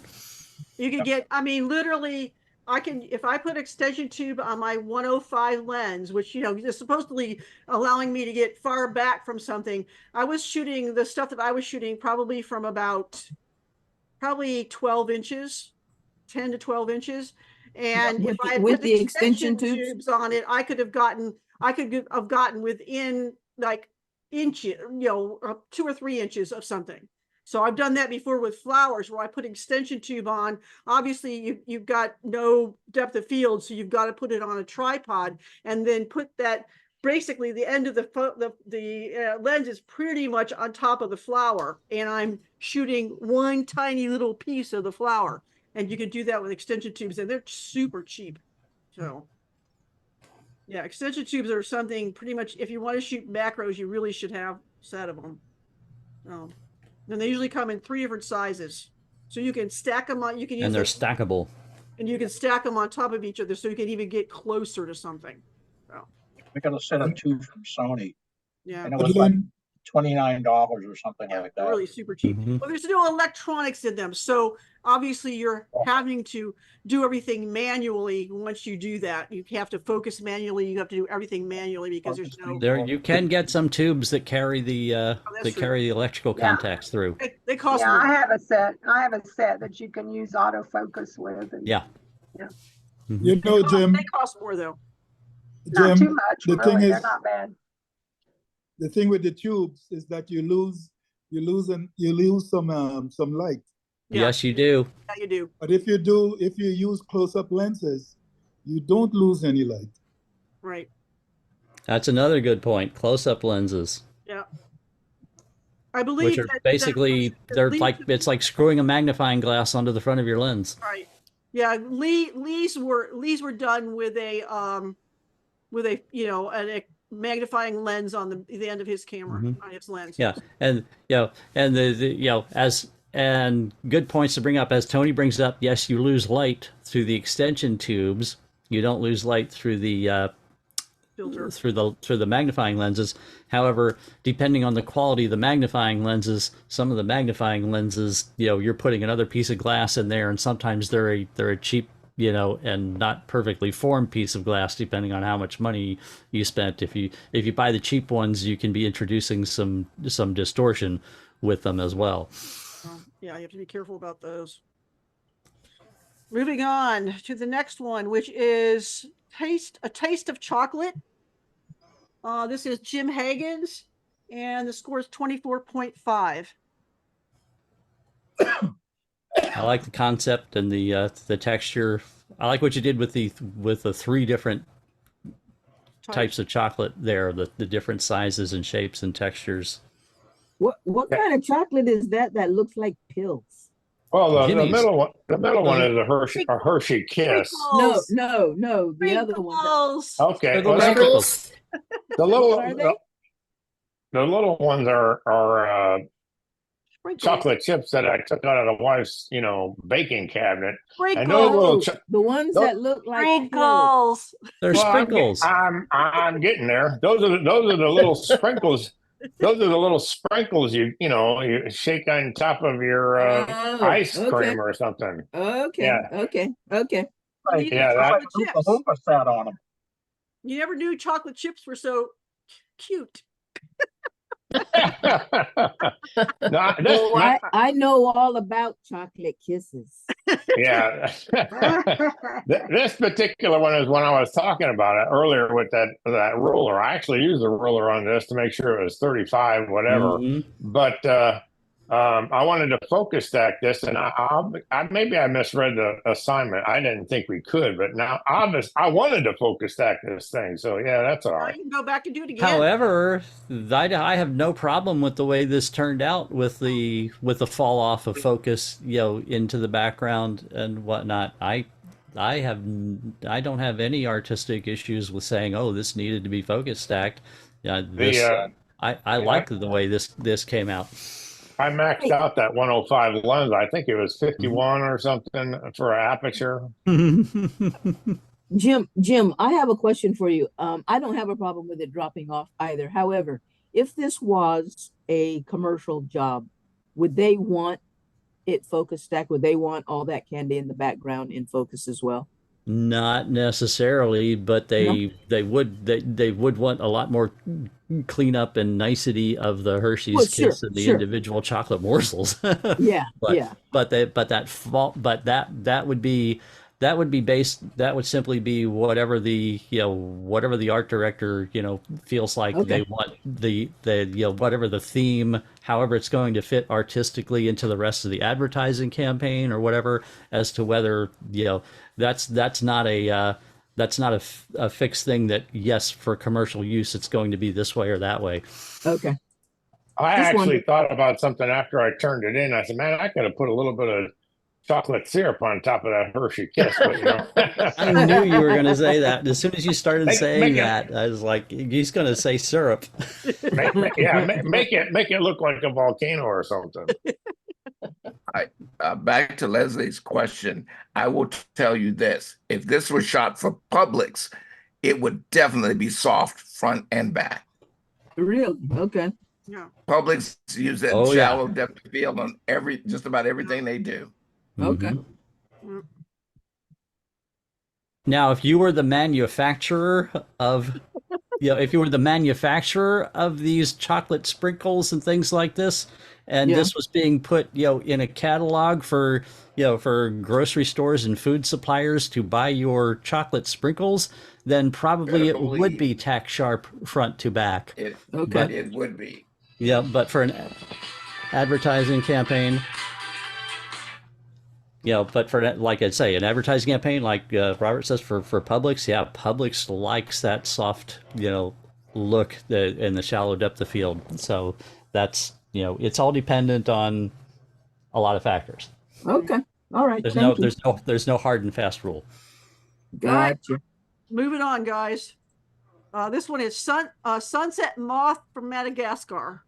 This is Tony Gomes, and the score is 25. How much more beyond 1-to-1 was this, Tony? Tony, was he on the phone? That might have been his phone. No, that was my phone. Yeah. Oh, that was your phone? Okay. I had to look this up. Do you even know what this is? I know what it is. It's a moth. I know what it is too now. It's a moth wing. Yeah. What is it? What is it? Everybody keeps talking over each other. What is it? The wing of a It's moth? a moth. Oh, The wing of a moth moth. wing. Okay. Oh, wow. It's the individual scales within the wing. Had he And not titled this, I wouldn't have wonder known it. I wonder if we lost Tony to tell us about it. Maybe. Like almost microscopic. Yeah, this is way beyond 1-to-1. Yeah. Right, Jim, this is 20 using a 20x microscope lens. So it's yeah. This is micro photography, not even macro photography. Yeah. So that's 1,000 to 1? Somewhere around there. Oh wow. And this is about because the depth of field is about like 1 micron. So you're looking like 300 pictures here to make this. No. This is a 300 image stack. Yeah. Oh yeah. Awesome. Great job. I would have never figured out it was the wing of a moth. Well, very small portion of the wing. It's a few of the scales on a wing. Oh. Now this could go with the assignment patterns in nature, right? Geometric patterns. Yeah, those are almost rectangles. Yeah, almost rectangles. Yep. Pretty darn close. I would accept that. Well, I don't have a microscope. Hey, Robert, do you have anything to say? Actually, what you use is what they call a tube lens. Yeah. There are 2 types of microscope lenses. They're finite and then there's infinite. The infinite one, you need a tube lens. The finite, you don't. Now, this is a case where your caption makes all the difference in the world. Because I looked at this and I go, what the hell is this? And then I looked at the caption and I said, well, let me look it up before I score it. And when I looked it up, and I went, whoa. It became fascinating to me at that point. Yeah. Oh yeah. All right, moving on. We're getting close. This one is Flying Seed. And this one is also Tony's, and the score is 25.1. Now, I understood this one because this is used to make babies.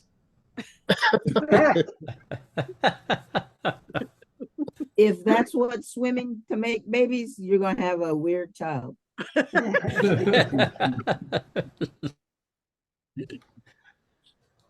This is very nice. Tell us the technical details about how this was made, Tony. Yeah, this is, the little grass that you see. I think it's a little purple flower. And then it comes out with a seed that actually flies. The brown part is roughly about 1.5 to 2 millimeters. So you could imagine what the rest is like. So to make it look as if it's as if it's flying, I pasted this onto a pin, and then I mounted a pin on a stand, and then this was done with a 5x microscope lens, infinite lens. All right. Wow. Pretty. Nicely done. Yeah, it's beautiful. Beautiful, beautiful. Next one is Turkey Tail. This is Leslie's, and the score is 23.6. There's not a lot in focus in this. What did you shoot this with, Leslie?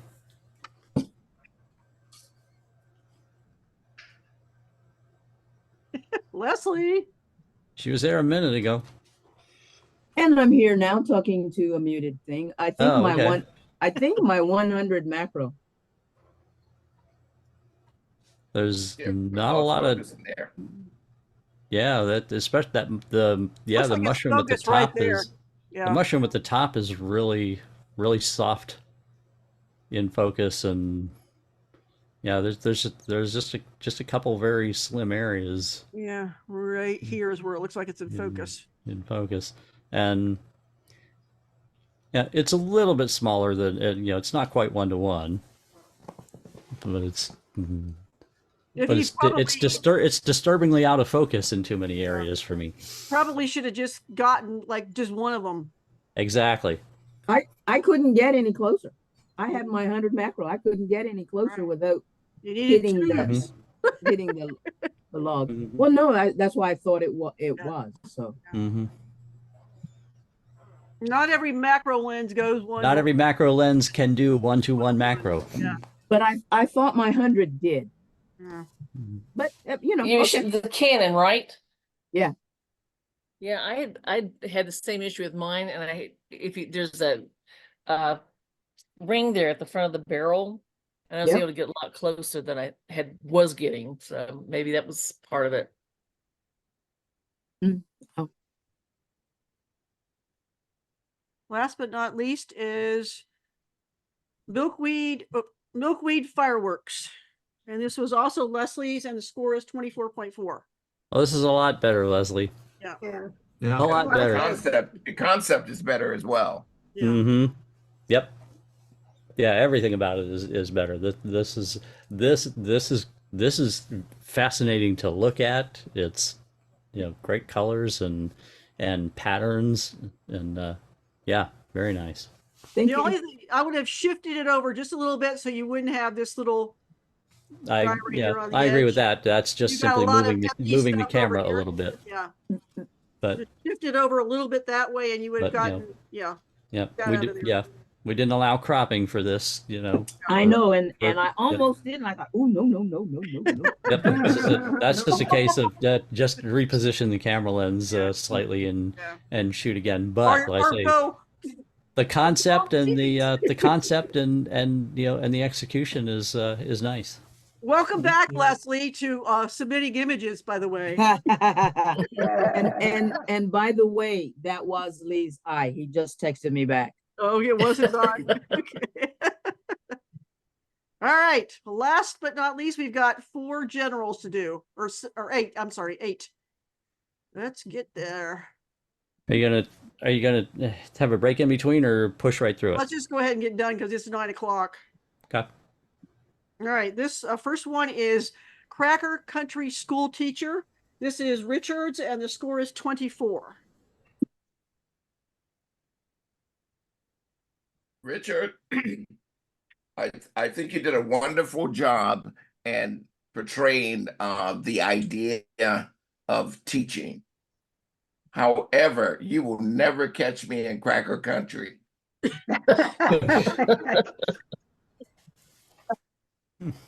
One of my favorite parts of the state fair. This is very nicely done. I like the portrait, and I like the story that you tell here. Is the light coming from a window, Richard? Yes. Okay. Yeah, I really like the light on her. I took multiple shots of her, and when she was looking at me, it wasn't as good as when she looked over at other people, and the light caught her just that way. Yeah. Nice. Yeah. Very nice. Well done. Well done. Next one is Colorful Cars. This one is Brian's. It's 20.1. 20 what, point 1? 23.1. Thank you. Lynn, what did I get on my school teacher one? I'm sorry, it was 24, Richard. Okay, thank you. I found it fascinating, Brian, and I appreciated the fact visually in this one that you didn't just fill up the frame with cars. This image to me became much more interesting by going right to those cars, because that yellow car draws you right in. But then seeing all that the overhanging trees over the top with all the snow on them, that that my eye eventually goes up to wants to go up to that bright area of the white. I like the visual path my eyes take through the image the way you compose this. Thanks. Robert? No, that same here. The two color complementary colors, and then the offset of the green and the white was just very, what do you call this thing, inviting to me. Mm-hmm. Well, it's nature versus man too, which is sort of a position. Yep, I Brian, I'll say I have been in, I have been happy to see the path you're taking with the quality recompositions in your images, over time. Thanks. It's the camera.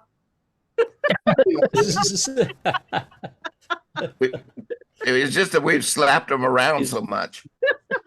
In a couple of weeks, I'm going to have a lot more time to devote to this hobby than I have the last few years. Then it's gonna have to. You're gonna even have to get better, man. We're gonna really be tougher on you, Brian. Next one is Morning Sparkle, and this one is also Brian's, and the score is 22.9. I like the visual impact of this one. That the pow right in your face. That the lens flare, which is a nice lens flare. The colors and whatnot. I'll suggest, unless there's a reason that you didn't do it, I would take those floating leaves off the water that my eye keeps looking at. Oh, yeah? Okay. Yeah. Wow. But yeah, I like the play of the colors and the backlighting on this. Backlighting through colored leaves is always is always a nice thing. If Lee is watching this video, this is one of those photos I never would have gotten if he hadn't taken the time to show me the F11 trip when we were at that fort. Ah, and you were, I see you were very conscious of the rule of thirds in your composition on this one. Yeah. Yep. Robert? I find that there's a bit much water for me. Too much water? And I would prefer a vertical composition, a more of a square composition over a horizontal composition. You mean you want to cut off the right side of the photo? That's it. That's what I would prefer. Okay. A square more than a. There you go. That's it's a little bit more than just cutting it off like that. The movement of it is off.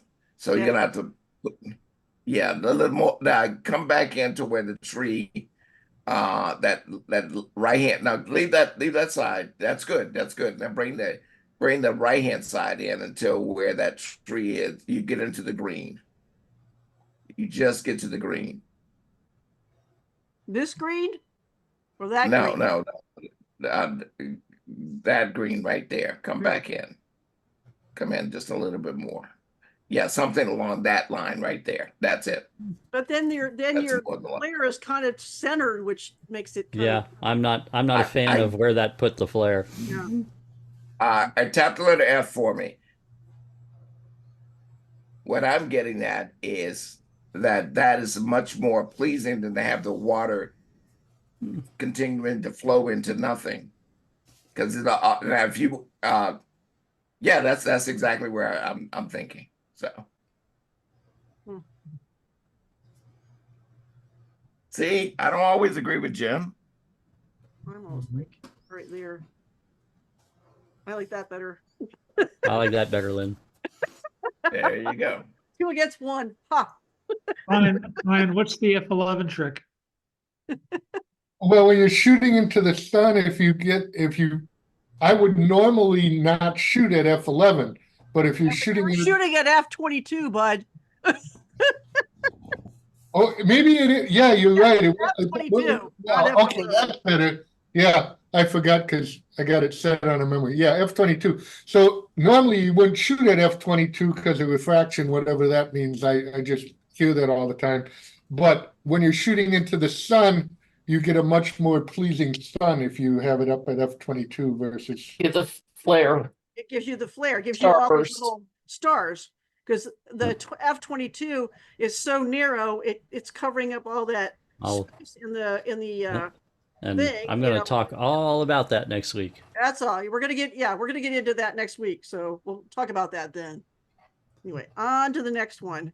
This one is Amazing Cloud, and this is really.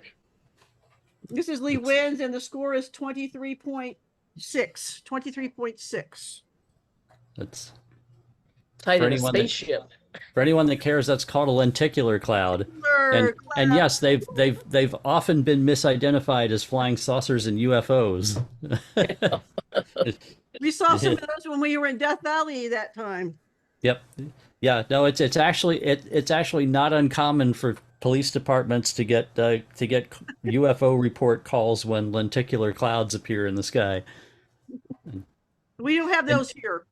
And you know does anybody know about a lenticular cloud? It's pressure change.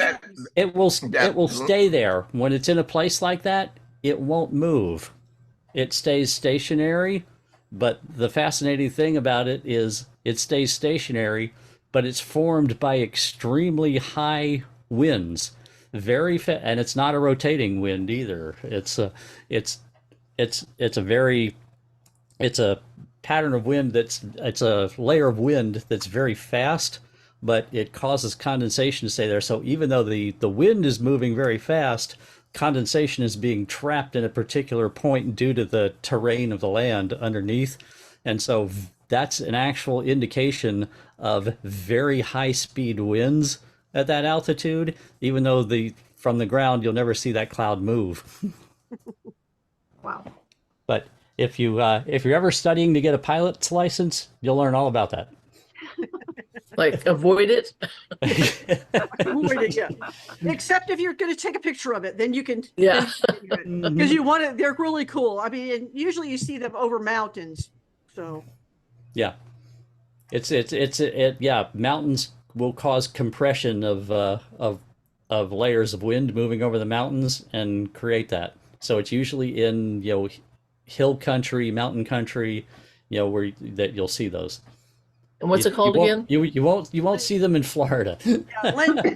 Lenticular, LENTIQU or CULAR. CULAR. Yep, lenticular. Lenticular.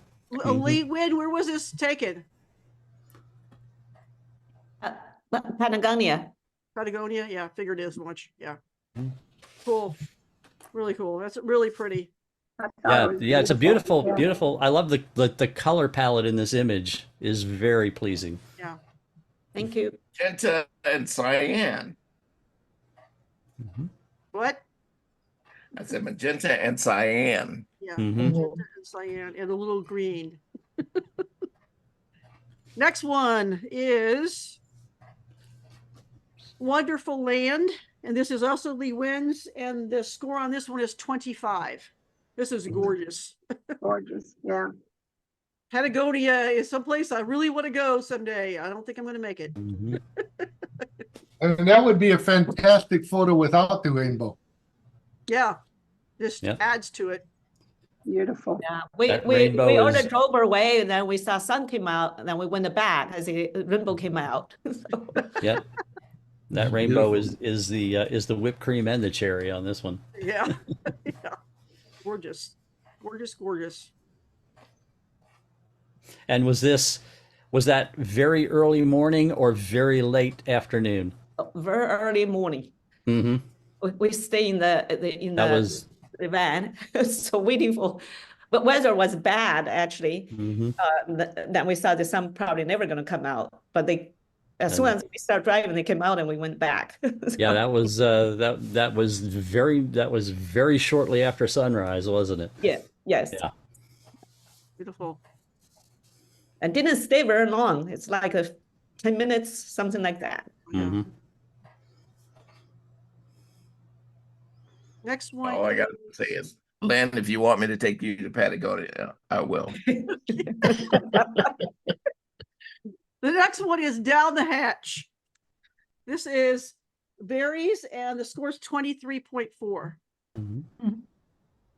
How in the name of God do you catch something like that? I don't think I've ever seen that happen, to have it. Right spot at the right time and be fast. Were you were you shooting in high speed continuous burst, or did you just have the perfect timing on pushing the shutter button?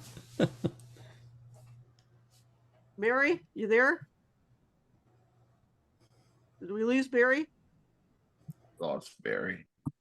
I was hoping Barry would stay around because I've got something to show Barry at the end. Yeah, this the only thing, it just needed a little more, I think a little more contrast. You brought down the highlights, so that was good. Yeah, I brought down the Yeah. highlights. It was really bright around here. Yeah. And Yeah. yeah, so just a little bit of tweaking on this one, and it makes a big difference.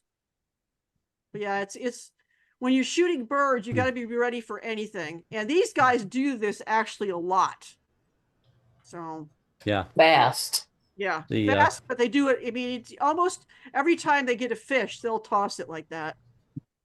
Because what he's doing is he probably had it in his front beak, and he tossed it so it'd go down in his throat.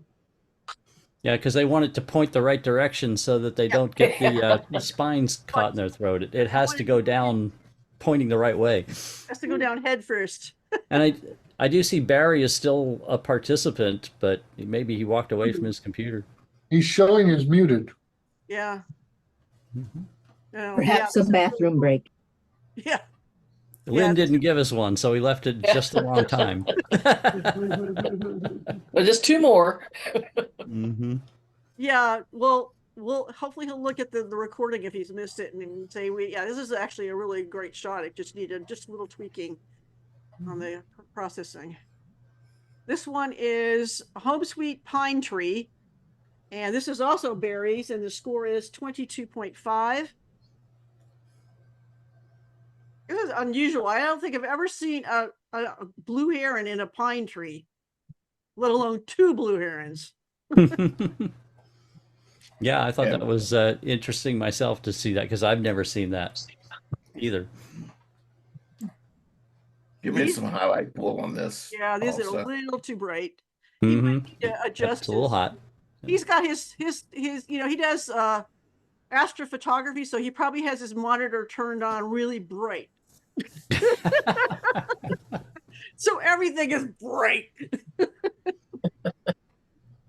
Could use a little contrast too, I think. A little clarity maybe. Yeah, it's a little better. I don't know. I think there's a little bit too much. Yes. Yeah, that's what I thought. A little more. Yeah, the crop could be tightened up. Absolutely. Yeah.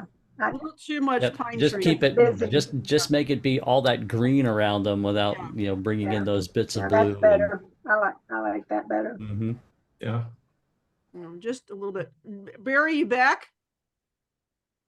He's still on there, but he's not showing up as present. Mm-hmm. And last but not least is Diana's, straight from the Antarctic, literally. And it's circle in the ice, and the score is 23. She sent this to me from the Antarctic, guys. Well, yeah, it's a little hot in the whites. Yeah. Mm-hmm. The concept of the repetitive pattern is compositionally nice. Oh, thank you, Lynn. Yeah, even the blacks needed to come up a little bit more, I think. Mm-hmm. Too dark. So yeah. I wanted to put my sunglasses on to look at the look at the icebergs. And she's probably working on, I don't know if she's working on her laptop or what, wherever she is, but yeah, when I took a look at this, I'm like, oh crap, I don't even wonder if she even processed it.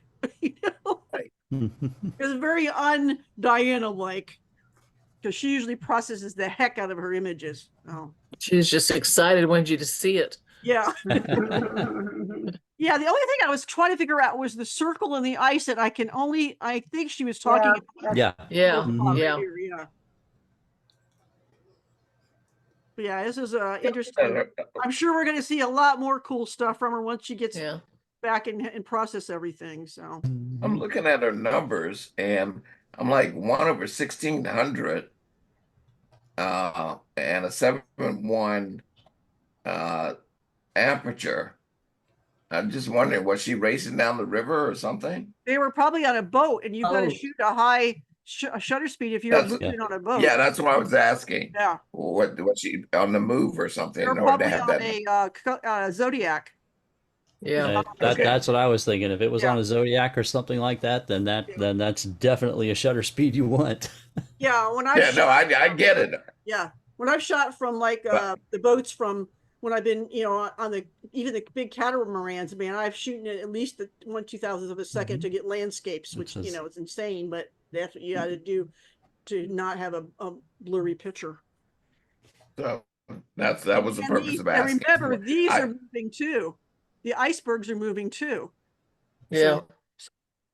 So that's fun when you're moving and everything else and the water's moving, you're moving, and the iceberg's moving. It's fun to try to get that all in focus.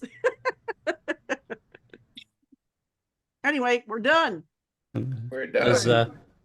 So does anybody here know how to read Japanese? No. I know some letters.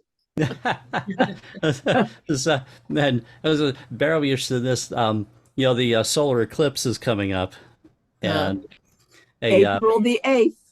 Well, a publisher in Japan put together a extremely large and extremely technically detailed book of observing and photographing solar eclipses. And they bought one of my photos of the last solar eclipse to put in the book. And cool. So they're shipping me my actual physical copy of the book from Tokyo, but in the meantime, they sent me the PDF of the book, which is like 100 and some pages. And I found my photo on page 62, but the only thing I can read on the page in English is my name in the photo credit. You can't take a picture of it and put it in Google Translate.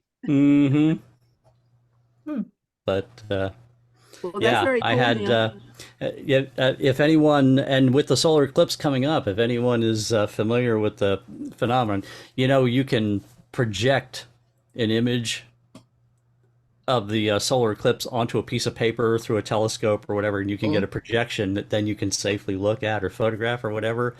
But under the right circumstances, trees, all the little gaps and cracks in the leaves will become pinhole projectors. And so for the last solar eclipse, I knew where there was a tree that I thought would be appropriate for that. And I camped in the woods next to this tree. And when the solar eclipse happened, it worked.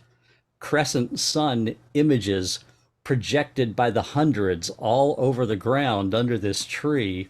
And I photographed it, and they bought the photograph for the book. Cool.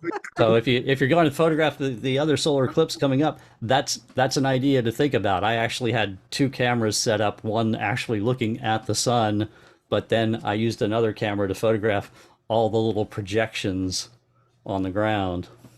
Can you show that photo to us, Jim? Yeah, actually, if Lynn will let me share my screen, I can show you I have the book pages here. Yeah, you have it. The eclipse is going to be April the 8th. Around 1 o'clock or something, or 2. And if you probably go 2 to time. Oklahoma, you can see the whole thing in Oklahoma. Texas too. Yeah, Victoria can see it. It's going over like Austin, San We Antonio. could go hang out with, stay at Victoria's house and see the eclipse. Actually, I was going to try and go to my niece's house and try. I'm going to be in Oklahoma. Oh yeah. Can you see that? We can Where's okay, I see it there. Yeah, there. I What is kind that, of a zoomed sheet? in on it there. Jim, is that like a big white piece of That's a piece of poster board that I bought, at the craft store. Huh? And I took that piece of poster board with me specifically so that I could let it be, for projecting. So you can. This was an oak tree.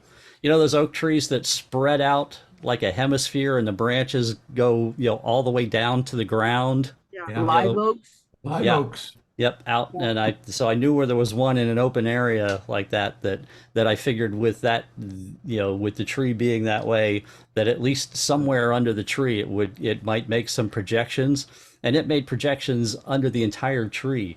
And I had that big piece of artboard with me that I put, that I threw on the ground to make it more clear for the camera what the projections looked like other than just on the ground with leaves and grass. So you took the photo of the piece of wood, the board, because it's coming from the above. So they. Yes, I laid that on the ground. Okay. That was just laying on the ground. I see. Okay. I laid that on the ground under a tree, and then photographed it. So. Okay. So what was the subject of the book? The title of the book is called "Observing and Photographing Solar Eclipses." Oh, okay. Well, then that would be appropriate. Good. Very cool. Thank you. Thanks, everybody. Thank you. Good night. Thank you. Next week. See you all next Thursday for creative lens flares. Yay! Yay. All right. Yeah, See everyone. looking forward to See it. everyone next Bye, week. guys. Good job. Hey, Robert, I can call you now.